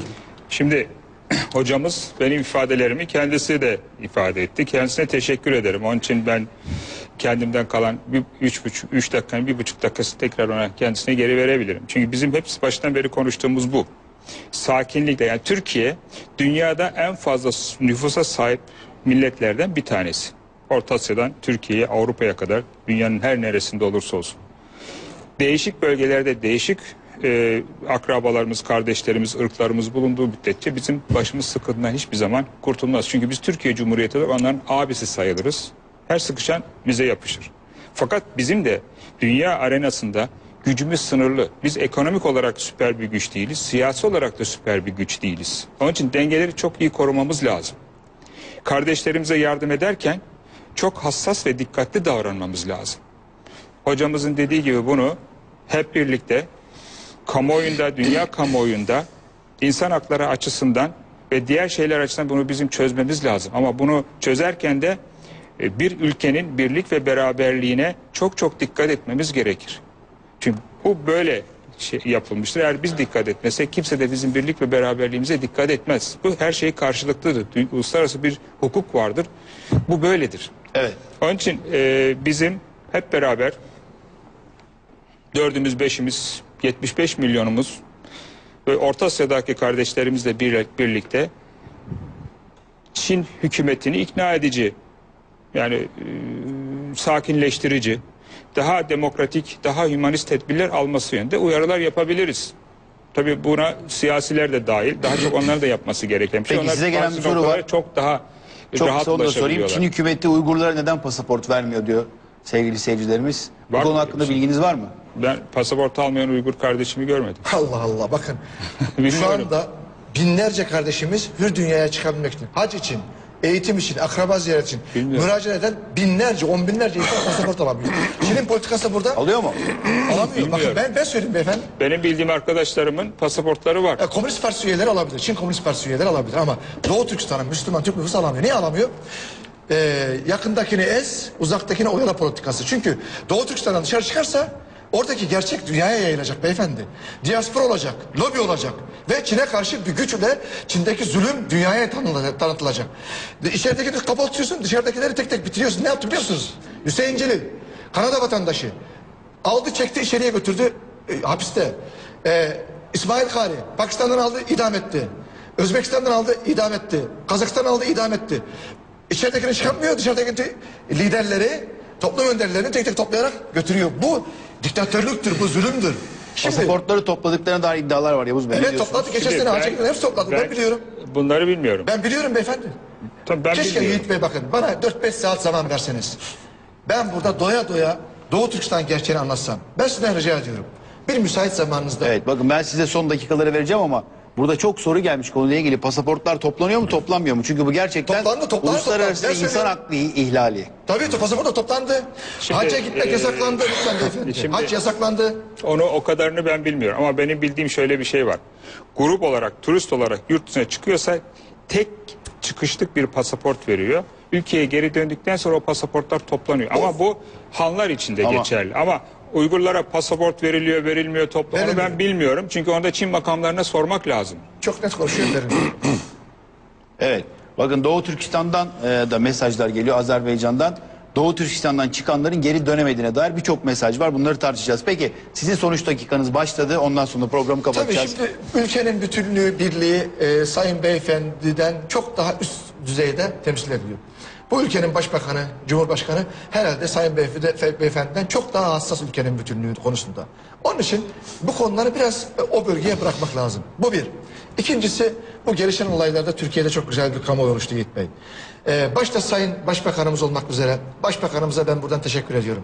Çok yiğit bir duruş yaptı. Hakikaten Davos'taki o ruh Doğu Türkistan'da kendini gösterdi. Davos'un ötesindeki bir tavırı gördük. Vahşet dedi, katliam, soykırım dedi. Birleşmiş Milletler'e taşıyacağım dedi. Git İslam Konferansı'na taşıyacağım dedi ve İslam Konferansı'ndan açıklama geldi. Ve G8 zirvesinde Sayın Başbakanımız ülke liderleriyle 2 saat bu konuyu müzakere etmiş. Bu bilgiyi aldık. Yani yapılabilecek her şeyi Sayın Başbakanımız yapıyor. Yalnız Sayın Başbakanımız ne yapıyor? Hayır. Sayın Dışişleri Bakanımız, Sayın Cumhurbaşkanımız açıklaması var ve muhalefetten bakın. Sayın Doktor Devlet Bahçeli Bey'in bu katliamla ilgili çok ciddi uyarıları var ve çok ciddi teklif var. Diyor ki Sayın Başbakanımız diyor her türlü imzayı atsın, ben altına imzayı atarım. Her türlü girişimde bulunsun, ben imzayı atarım. Sayın Devlet Bahçeli'ye teşekkür ederim. Saadet Partisi dün Çağlayan'da bir miting gerçekleştirdi. 10 binlerce insan oraya toplandı ve bütün siyasi yelpazeden herkes Doğu Türkistan'ın bugünkü katliamıyla karşı karşıya kaldığı durumda yanında olduğunu ifade etti. Cumhuriyet Halk Partisi Sayın Onur Öymen, Genel Başkan Yardımcısı. Teşekkür ediyorum. Son 2 dakikaya Meclise taşıdı. giriyoruz. Meclise taşıdı olayı. İnsan Hakları Komisyonu'na taşıyacağını söyledi. Milliyetçi Hareket Partisi İnsan Hakları Komisyonu'na taşıyacağını söyledi. Özellikle Demokratik Toplum Partisi Bayefendi diyor ki Türkiye bölünür diyor. Demokratik Toplum Partisi dedi ki bu vahşet, bu katliam durdurulmalı. Korkmasın bu beyefendi. Bu beyefendi hiç endişe etmesin. Biz Kürt kardeşlerimizle barış içinde yaşarız. Türkiye'de bir demokratik problem var. Ben bir Doğu Türkistanlı olarak bunu söylüyorum. Türkiye'deki sadece bir demokratik problem. Türkiye bunu aşacaktır. Türkiye hiçbir şekilde bölünme endişesi yoktur beyefendi. Siz müsterih olun. Şimdi biz buradaki bir küçük endişeyi diye dışarıdaki bu zulme, bu vahşete bigane kalamayız. Nerede olursa olsun. Bugün Başbakan diyor ki her zeminde, her zaman bu katliamı Çin'e karşı ben savunurum. Bunu her yerde tartışırım diyor. Bu tavır işte Türkiye yöneten, idare eden tavır. Ben buradan 70 milyonluk Türk milletine saygılarımı, şükranlarımı arz ediyorum. Doğu Türkistan davası artık uluslararası bir dava olmuştur. Desteğinizi esirgemeyin. Devlet arkada, millet de arkada. Ben teşekkür ederim. Çok teşekkür ediyorum. Ben bütün konuklara da çok teşekkür ediyorum. Sevgili seyirciler, bu arada 10 yıllık yayıncılık hayatımda ilk defa böyle bir mail yağmuruyla karşı karşıya kaldım. Çok mail geldi programlara ama şu anda resmen yıldız yağmuru, nasıl gece oturursunuz seyredersiniz. İnanılmaz tepki yağıyor, destek yağıyor. Azerbaycan'dan Türkiye'ye, Türkiye'den Çin'e, Rusya'ya kadar, dünyanın her yerinden Amerika'ya kadar burada mesaj düşüyor. Demek ki bu konu çok hassas bir konu. Programı kapatıyoruz.